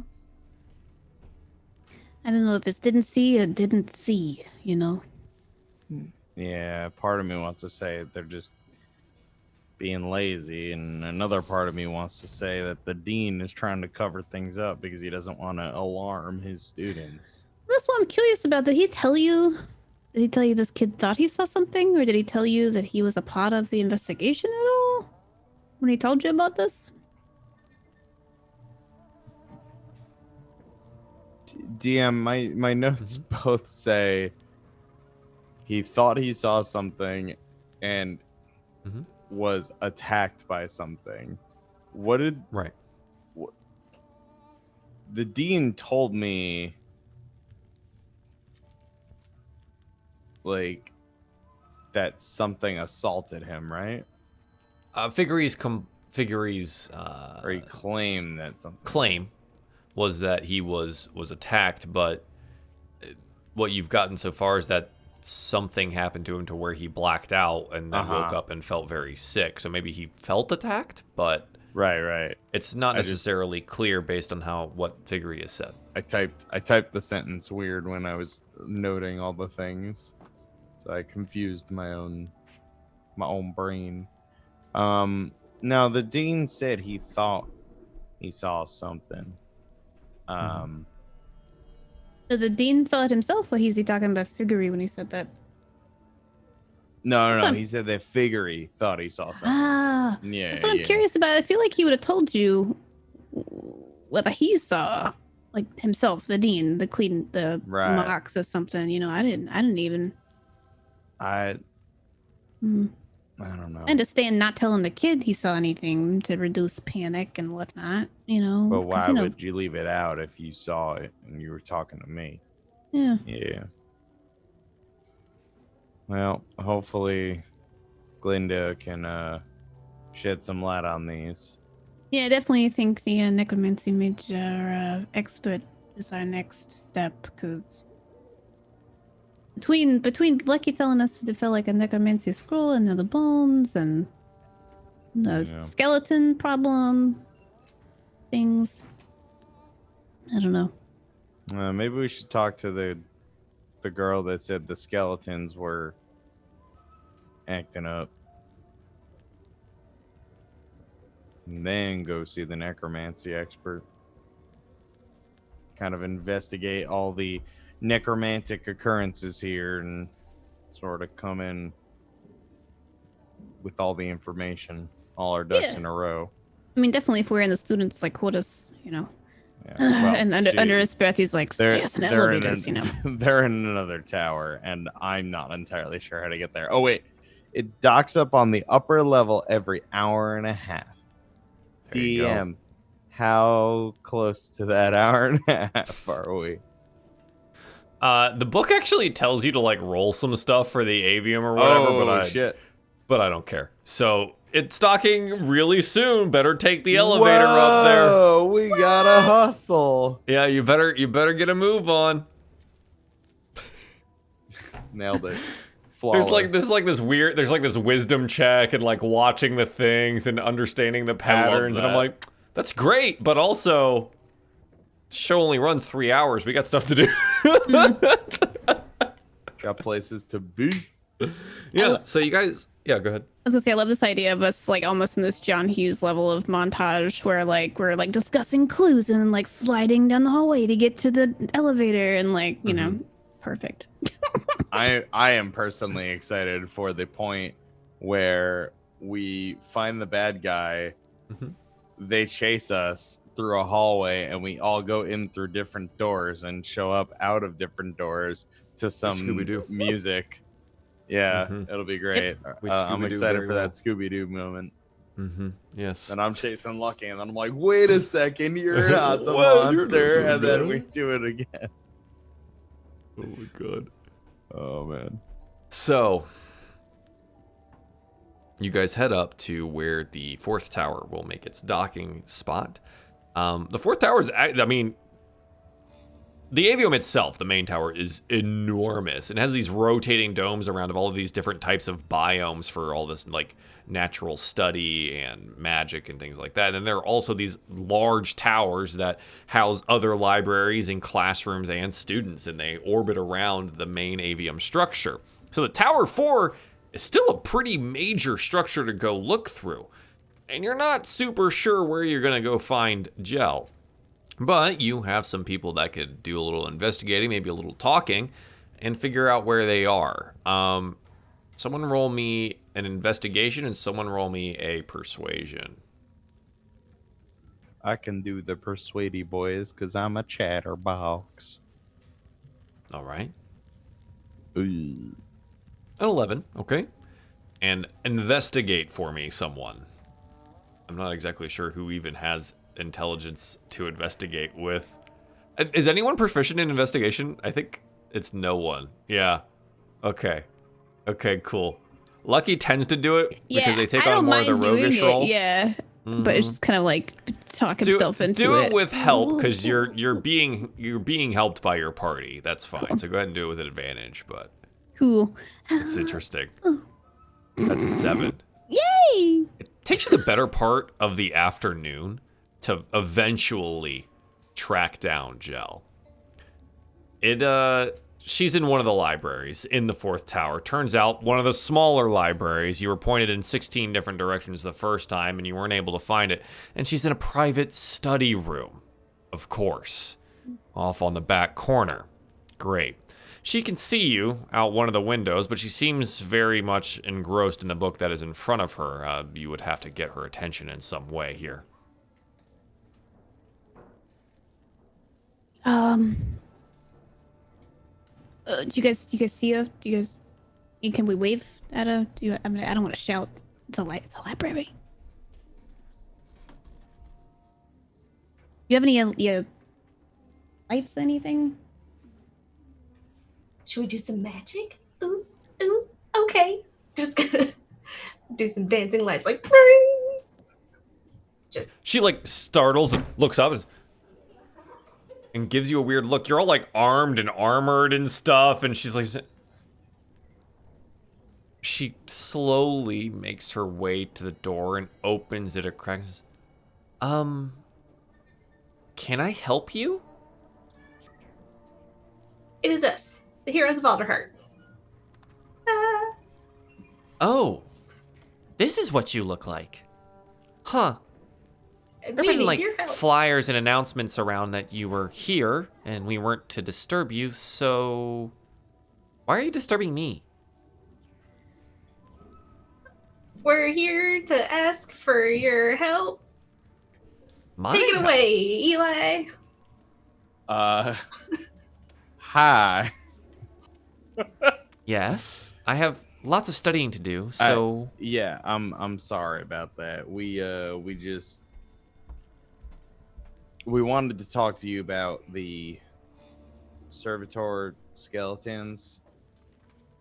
There's been some odd occurrences around the campus lately, and well, we heard that you had lodged a complaint about them, and we were just trying to get your side of things. well, more of a notice rather than a complaint. Really, I was just finishing up an extra credit assignment with Professor Leechwood in the potions lab when something strange happened. The servitors were cleaning up the lab, stopped. They walked out of the lab and went toward the crossing platform. I was kind of curious, so I followed them. It looked like they were headed into the lower library. Followed them all the way down. I would have followed them all the way into the library itself, but I don't have access to the lower levels. And this is in this tower's library. No. This is They the main campus? They crossed the bridge and walked all the way down. When did you say this happened? Maybe a couple weeks ago now. Around what time would you say? Oh. It's always so hard to tell when I'm doing a lot of work when that would be, but... It was probably in the afternoon. After class. I have potions on Thursdays. 3 p.m. Just after the bridge takes off. Class is about an hour and a half. Started on the It would have been perfect timing for the bridge again. So yeah, so probably around 4:30, maybe 5 o'clock.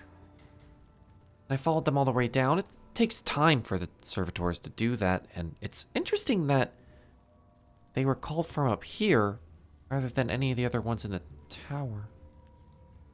It's probably just a drill or maintenance or something, right? Mm-hmm.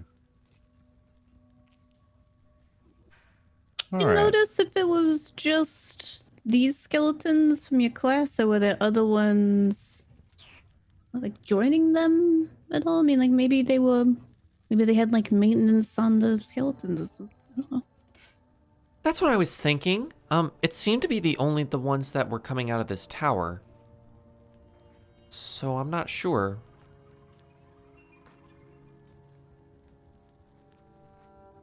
Confused about this whole servitor thing. Who tells them what to do, where to go, or do they know what they're supposed to do? How does that work? I'm really just a student here, not super well versed in necromancy. I think there's only one person that is in the entire building. Professor Nightseed. She teaches an advanced course in theoretical necromancy. I'm supposed to be taking it next year, just to fill out a credit. If anyone knows what's happening with skeletons, it's probably going to be her. All right. Well, unless anybody has anything else, sorry to bother you. We just figured we would cover all our bases, you know? No, I'm glad someone's finally looking into the notice.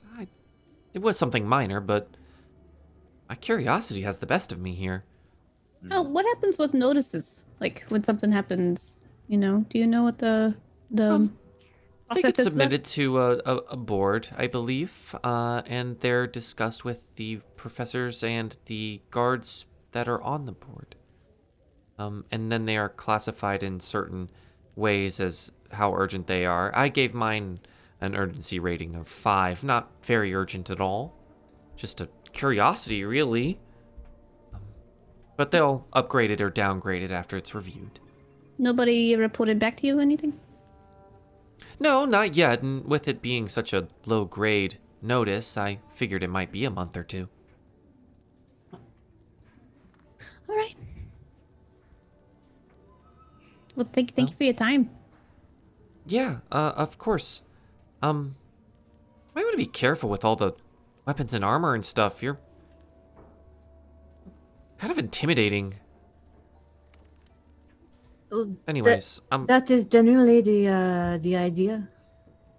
Oh. Okay then. We're not here to harm anyone, the students or staff or anything. And things that are overly aggressive, dangerous shadows or strange creatures, and that kind of thing. We just want to be safer than sorry, because once we were sorry. That is all. Okay. She says, yeah, all right. I'm gonna get back to studying. Good luck figuring it out. It's kind of a cool puzzle. Thank you. She closes the door gently and heads back to her desk and opens another book and begins writing her notes again.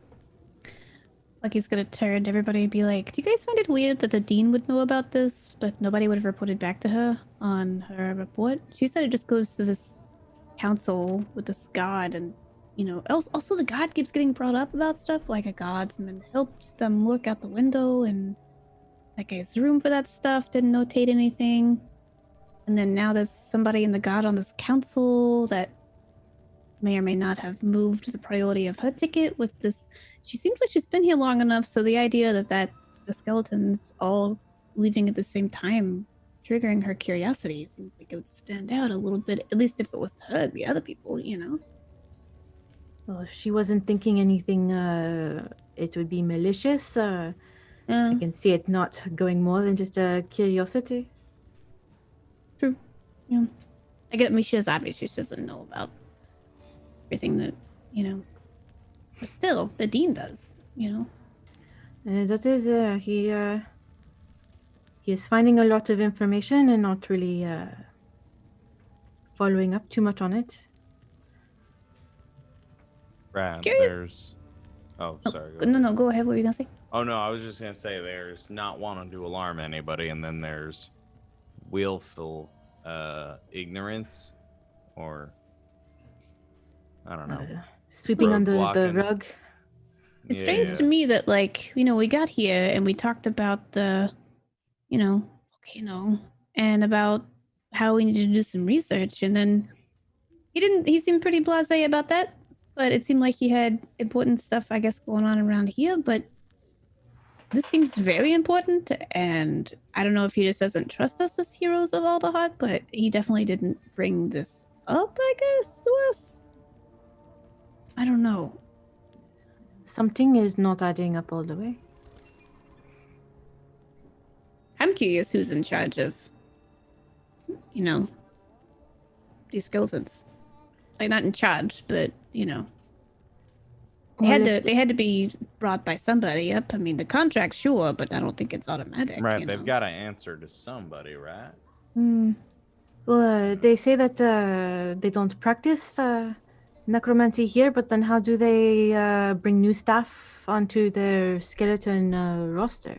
Exactly, right? It's part of some age-old contract or some such nonsense. I don't know.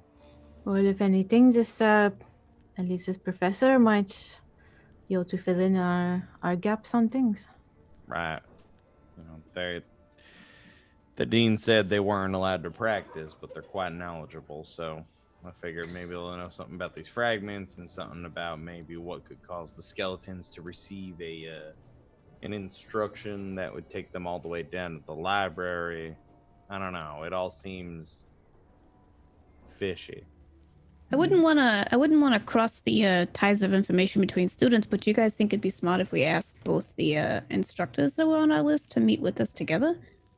If you have divination and then you've got necromancy working from both sides of the story, one who thinks something's up and the other one who would have the, knowledge about the shards and stuff we found, at least maybe, I don't know. I would just be hesitant to bring them in together before we talk to them. Okay. But it ain't a bad idea. I don't know who's working with who. I don't know. I don't want to play our hand too early. True. All right.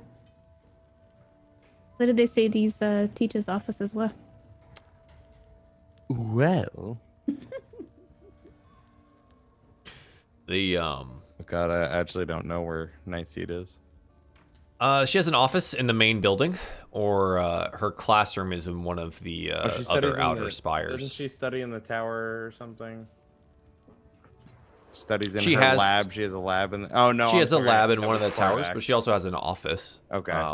Over where the other professors might have offices in the main building. All right. So yeah, I suppose we would check there first. You have to wait some time for the bridge to come back around and the tower to make contact with the main structure of the avium. But other than that, you do make your way to the main office center of the avium tree. After some direction, it's easy enough to find it. These are all labeled, so you're going to be able to find one that says Office of Professor Glinda Nightseed. The door is shut. What would you like to do? Knock. Sure. You knock gently on the door, timidly, angrily. Oh, well, Dexnay's wearing a gauntlet, so I don't think gently would still ring soundly. There we go. And eventually, the door opens up to reveal one Professor Glinda Nightseed. She is a little older. She has glasses on her beak and some nice red feathering around her eyes. She answers the door gently. Yes, Who is it? We are here to ask some questions. We're from Alderheart. Oh, yes. The heroes, then? Please do come in. Just put the kettle on. I'll have some tea out in just a moment. Oh, Pull out some extra cups. that sounds lovely. Oh. She goes busy bustling around and prepping the tea. And there's a small table that has 4 chairs around it. And she brings a stool up as well. And she sits and... How can I help you today? Well, a few things. I don't know how much the dean has relayed some of the students' concerns to you. We just met with one Gel. She was concerned, or more curious, about all of her tower's skeletons leaving in the middle of the afternoon and going to the library. And then we have another student who saw some critter, and we have some bones that we found in front of a panther box. So there's a couple of things we would hope that maybe you could shed some light on this. The servitors? Acting strangely, you say? Yeah, so for any particular reason or one or the other, do a group of them leave their post to go to the library at any point? Which library? The main one down below. Oh, the lower. The restricted library. Yes. No, I'm not aware of any orders for that to happen. Did it happen multiple times? Well, she saw it the once. I'm not sure if it has happened on more than one occasion. Someone can give them orders. How does that work? Your whole system of these. I can't guess why they would be acting strangely. It's an odd thing, for sure. A curiosity. Is she being fidgety, kind of, or was she fidgety? Is she increasingly more fidgety? And if so, could I use an insight? You can absolutely insight. She seems shifty. I'm gonna roll my insight on her. All right. It's a 19, sir. 19. She is visibly uncomfortable. Like he's gonna ask her, does this make you I mean, is this... It seems like this is out of the ordinary based on how you... I imagine your tenure here is... No, I only raise the skeletons. I've no other say in anything they do. Lucky she is blatantly lying. Yeah, why don't you tell us the truth about that? No, I'm going to have to ask you to leave right away. And we are here with the dean's blessing.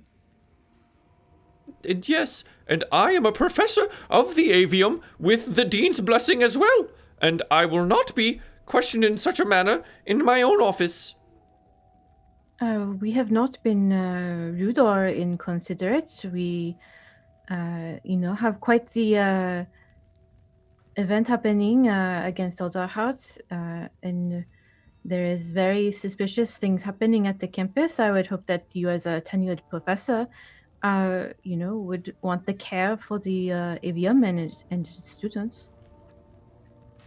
We also weren't trying to make any accusations. We were just asking for your advice as an expert of necromancy. Yes, I'm allowed to study necromancy here. The strictures of the avium forbid practice of necromancy on campus, with the express exception of reanimating those servitors that wish to serve the college in death. And you sure you don't do anything other than raise them? Yes, of course. Lucky's just gonna look at Eagle Eye and be like, she's, no offense, she's sweating bullets here. Like, I am not. She has very ruffled feathers. Ma'am, just if you're practicing necromancy, we're not gonna rat you out. We just want to know what is going on around here. I can help you in any other way, but if you're going to continue to press me on these servitor skeletons, I am going to have to ask you again to leave. Well, our main point is we came here to learn about how best to defeat some elder elemental, and unfortunately, every time we go to find some information that could be useful, there has been someone a few steps ahead of us, removing information that would be beneficial to stopping us, or to, and there's just one thing leading after another, and we're just trying to make sense of it. Yes, I understand. But I'm not sure how I fit into all of this. You're the specialist on necromancy, so that's we thought, if you were aware of anything, it would be you. If you don't want to talk about the skeletons, could you examine these bone fragments that we have that we found? Lucky's just gonna put him on the table. Yeah, so the bone fragments go onto the table. And she adjusts her spectacles, leans down close to them, picks one of them, and drops it quickly. This is dark and sinister. Lucky, she seems genuinely afraid. Exactly. I mean, Where did you find these? outside the window of a student. Student? Yeah, here. Within your own avium. Who is petrified at best about the experience. That is awful. That is awful. Is there... how do I say this? Is there anybody else in this place that can use and read, if there were scrolls of necromancy being used and read within these walls? I'm sorry, one more time? Lucky's asking her essentially if anybody else can read or cast necromancy from the spells, like a spell scroll here. I believe I'm the only one capable of casting such spells here in the avium, at least to my knowledge. Have you had any past students more keenly interested in such skills? Most are interested in the theoretical application of necromancy, yes, but we don't even teach spells here. And as far as I know, there would be no way for them to know any spells of necromancy and learn it on their own, for the library is kept under very close watch by Mordain. Lucky's gonna like uncomfortably ruffle a little bit and be like, so where were you last night? Last night, completing some studies, and then I went to bed. Is there anybody who can confirm these, statements?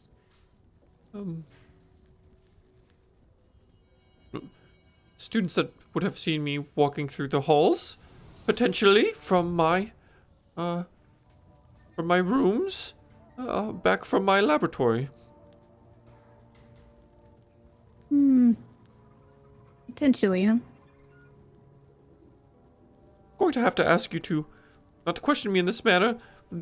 Armed and armored and makes me feel quite threatened. Well, imagine how threatened we would feel when we find out that somebody's read or cast a necromancy scroll to cast our own shadows against us to attack us last night, almost killing 2 of us, and we have to recover in the infirmary and now investigate who is doing necromancy within the walls of this building. Man! So, I'm sorry to make you uncomfortable, but first of all, our entire world is burning, and we're here trying to investigate why that's happening. And in the middle of doing that, your beloved librarian disappears on us, and now we're having to try to figure out what he went. And in the middle of that, somebody cast necromancy. It's confirmed by our own bot here, Pez. Don't think twice about it. We know exactly what it was. So, I'm sorry if we seem threatening at all to you. My partner's here trying to be nice to you, but what we need to know is what you're doing with the skeletons and why you're casting, or anybody in this building would be casting necromancy in the library late at night. I'm sorry, ma'am. I have not touched my sword or I have threatened you in any way, but it's curiosity that is driving me here. Sorry. Stop. I'm sorry. I'm done. That was awesome.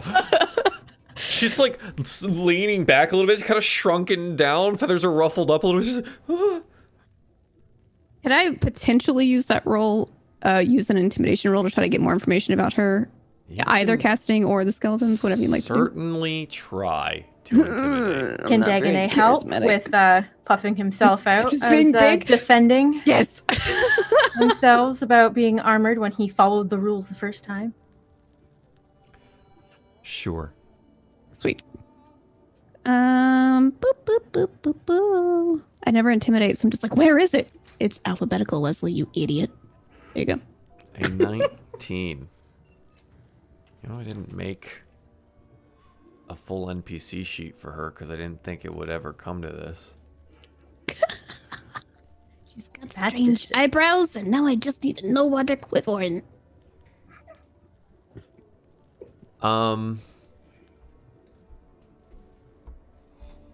She's visibly shaken here. And she's I'm going to have to ask you to leave. I feel greatly threatened right now, and I don't want to resort to any form of violence or anything else, but you should please leave.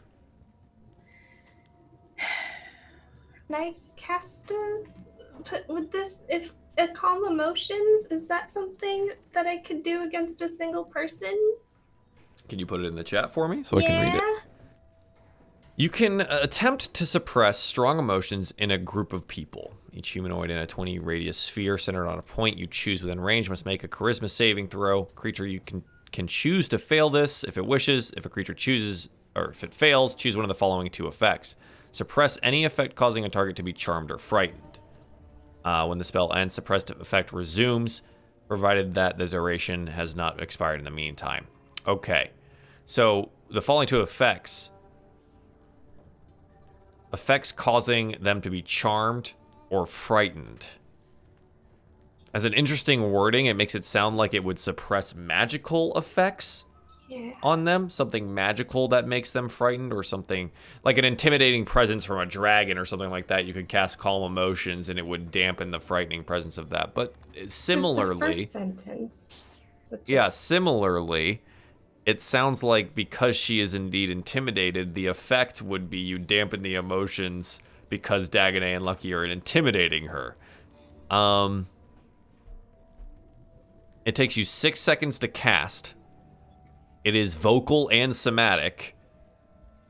And this is in front of a practiced necromancer. And you want to start casting a spell. Well, when you say it like that, it makes it sound like it's a bad idea. I'm putting it out there. But I mean, harmful spell. Pez is charming. So. What is Pez's confidence level in Glinda Nightseed understanding what they're casting in the next 6 seconds? Probably not worth the risk. I don't want to tell you no. You're more than welcome to do it. I'm just letting you know that This person understands magic, at least in some way, and is already feeling threatened. Yeah, there's no ill intent, but I guess I don't want to risk her not knowing that there's no ill intent. Fine, I just want help. Just sitting here. You can attempt to convince her. You could try to persuade her. You are a bard. You have an exceptionally high charisma score. You can try and bring her down off the ledge here. Ma'am, we're here respectfully. We haven't tried anything. We're just talking. We're just having a conversation. There is no ill intent. I'll put my pointy things outside if that would make you feel more at ease. Just really trying to get to the bottom of this, and you seem to be in a position to help us out. And it's not just us, it's, like, there's students here and things attacked us, and you don't want any students getting harmed. There's a poor kid gonna die of sleep deprivation upstairs if he doesn't get a nap in the next, day or so. Jeez.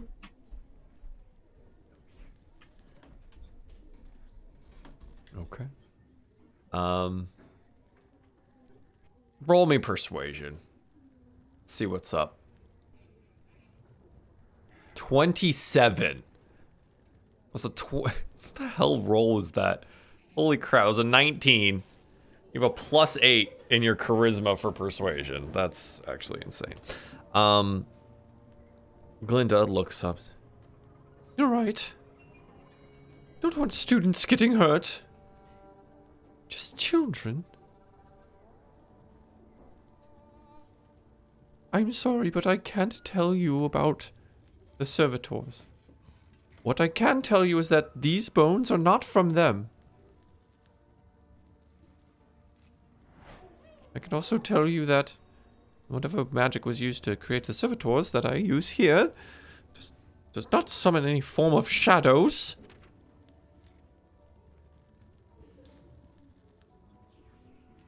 Could the servitors be influenced by anybody else? Like anyone who would know any sort of necromancy, or? Well, potentially. Yes. If they knew the right spells.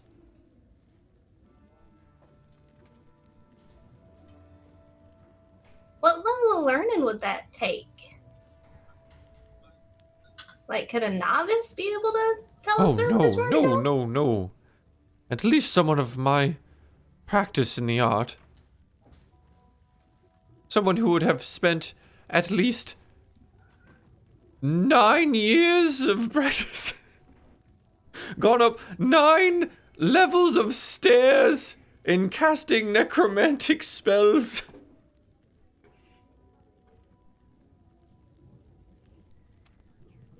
Oh, wow. It'd be kind of hard to hide that sort of thing, right? Like if... Oh, I don't know. Well, powerful necromantic magic does leave quite a, lack of a better word, stench. If you're able to suss out magics. But I assure you I have nothing to do with this.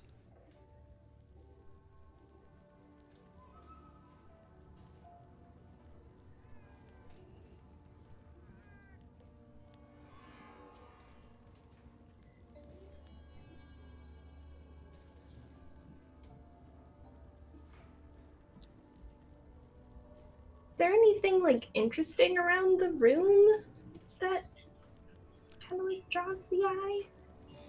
Roll me a perception check. A 19, not bad. You definitely get the general lay of the land. There's an organized desk, a tall chair sits behind it. The table that you were sitting around that Glinda had kind of stood up from, the tea steaming on the table. Long bookshelves lie on one side. Stacked with different types of books. You do note that there is a notebook on the table and a quill and ink as well on the desk. But other than that, it seems just to be a well-organized private office.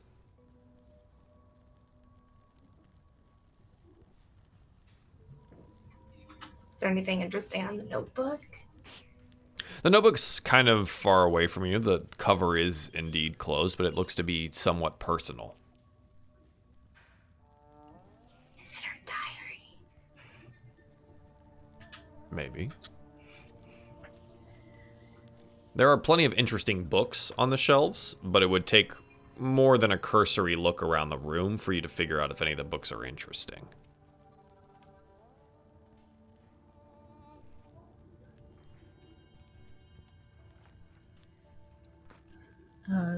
Professor, we didn't say that you had anything to do with this, but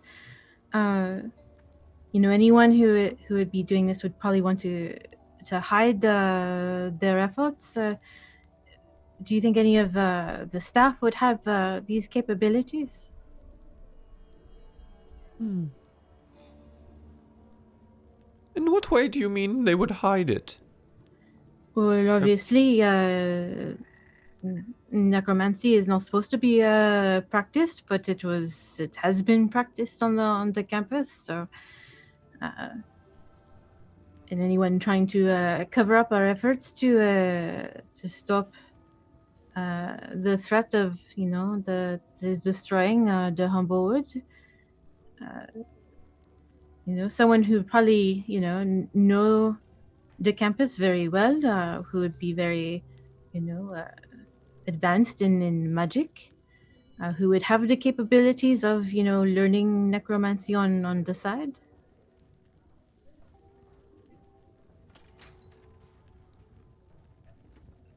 I'm not sure. There are plenty of powerful mages within the Avium. Any with grudges against Alderheart and the council? Humblewood in general? Anyone you find has been unhappy? Well, to be honest, I don't have very many friends here at the Avium. People don't like talking to the necromancer. But no, I don't know of anyone with open grudges. Is there anybody aside from us who's come to ask about necromancy that wouldn't be a student? Like learning? Professors sometimes come by to discuss things. Ravane is probably the only one I could call a friend. The professor of divination. We sometimes discuss necromancy, but again, only in theoretical terms. I advise the dean on the usages of the servitor skeletons and potential other things, but nothing that would cause shadows to be summoned or the feeling that I have from those bones there.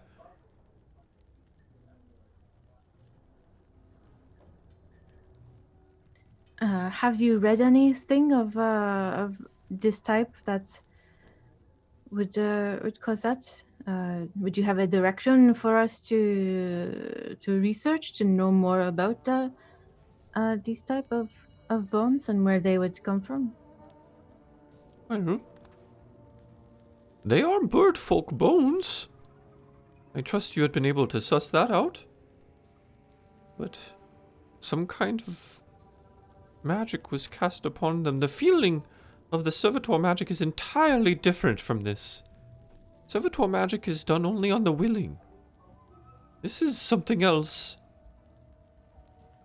Has there been a decrease in servitors lately? Has there been like any that have gone like missing or I don't rightly keep track of all of them all the time. I'm a professor first, and I raise them, but I don't control them.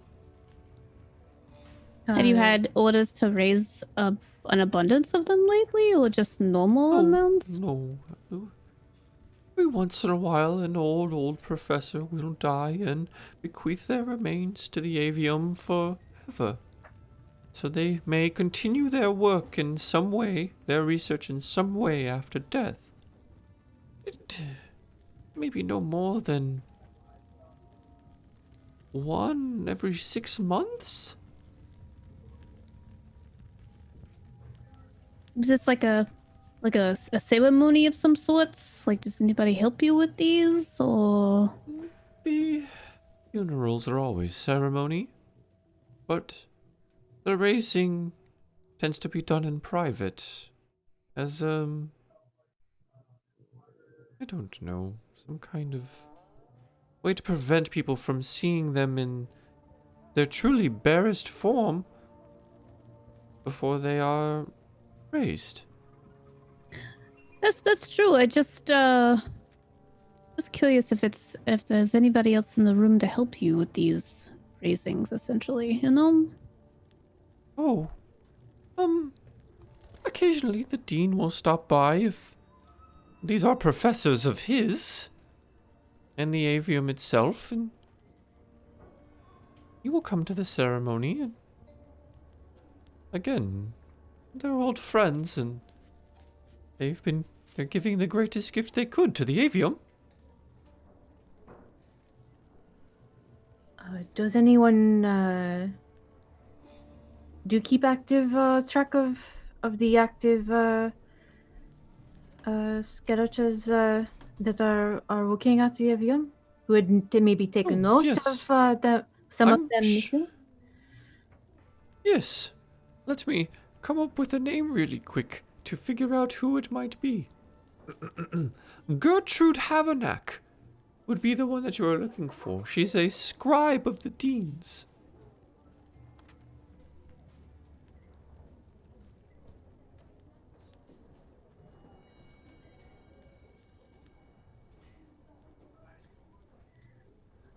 Oh, okay.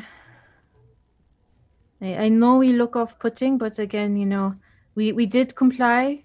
You know, I did take off all of this and leave everything in the room, but we almost died last night. So, unfortunately, I feel much safer like this. I'm sorry I'm a little off-putting. No, it's all right. Just, well, be careful, and I do hope you find the source of whatever caused those bones. It's very troubling, but I'm sorry I cannot be of more help. Do you have a copy of your schedule or something, just in case we need to consult your, you know? Oh, I matters. might have an extra syllabus around that will have my office hours available. He goes behind the desk and rummages through a drawer or two and pulls out a parchment and brings it over to you. And you note that it is the Theoretics of Necromancy 101 scroll written out. And at the bottom there is a set of office hours where she could be found in the office. All right, thanks. Sorry for shouting. I mean, you know, when your life's threatened like that, you know. I just don't want any of these students to get threatened, and if there's anybody in this building that's potentially causing harm, I wouldn't want, we gotta get to them first, Of course. I wish I could be more help here. Would you possibly be able to assist if we did find some sort of necromantic activity, some sort of bone thing that is bad? Would you be able to?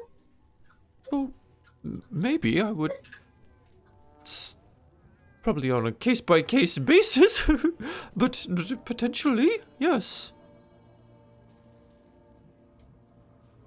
If we find anything, we'll let you know. Okay. That sounds acceptable. Thanks for your help. She gives a curt nod and awaits your leave from the office.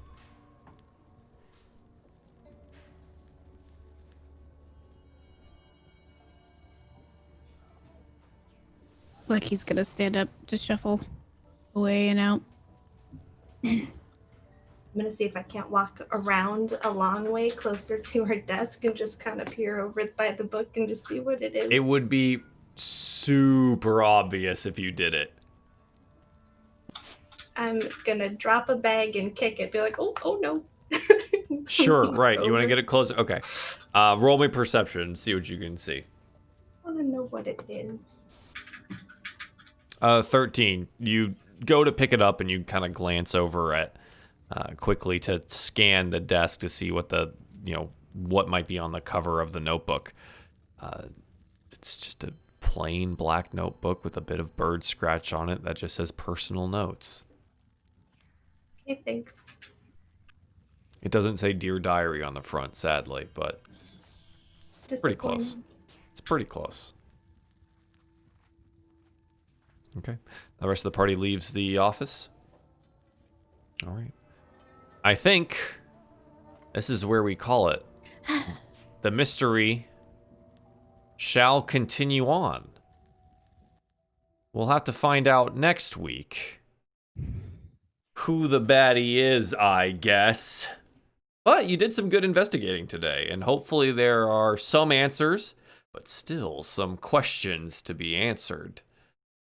So thank you guys for playing this evening. Let's do some shout outs, and then we will go on to record our post show. Let's start off with Malaveth. Where can the people find you at? Hi, I'm Malaveth. I draw stuff and I stream stuff and I stream drawing stuff. I do that about sometimes a week, 4 to 5, I don't know. Weeks are weird now. Times a week. I like drawing orcs and butts and orc butts. Thanks. Excellent. Thank you. On stage, Rob. Where can the people find you at? Oh, a couple different places on the internet, all under the name Bonus Stage Rob, but we're here on Twitch, bonus_stage_Rob. When I'm not playing good old TTRPG, either here or at twitch.tv/game nights, that's game with 2 G's and a K in nights. That's on every Sunday now at 4 p.m. Eastern. We're playing a Monster of the Week game. When I'm not doing that or this, I am streaming various video games at twitch.tv/bonus_stage_Rob, like Minecraft Dungeons tomorrow, because I'm too much of a baby for Diablo, so I gotta put the training wheels on. I'm soloing it until Joel is done with whatever he's doing, and then hopefully he comes and helps me. That's right. I have stuff to do tomorrow. I'll probably die or Jeez. something and just cry and call my friend Joel. It'll be fine. Thank Yeah. you for playing tonight, Rob. Yeah. Lady May, where can the people find you at? Oh, well, I can be found on the internet.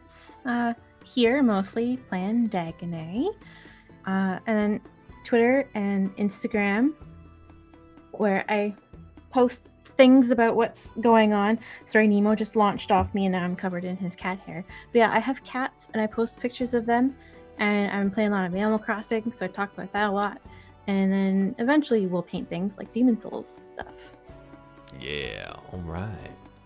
Last and certainly not least, Miss Simply Jackson. Hello! I'm Simply Jackson, Simply_Jackson here on Twitch, no underscore on Twitter. Playing a lot of Guild Wars, and eating a lot of food. It's pretty much what my stream is now. So, you're interested in food eating or Guild Wars or just good vibes in general, please feel free to come by. Thank you, bye. Excellent. Awesome. I just have 2 things before we wrap up here. I'll be on a show over on Stella Luna's Twitch TV tomorrow at 5:30 p.m. We'll be raising money for the Advancement Project. It's a multiracial civil rights organization, and they do a lot of work in changing policy around racial injustice and bringing equality to everyone. So that'll be from 5:30 to, I believe, 8:30 tomorrow on Stella's channel.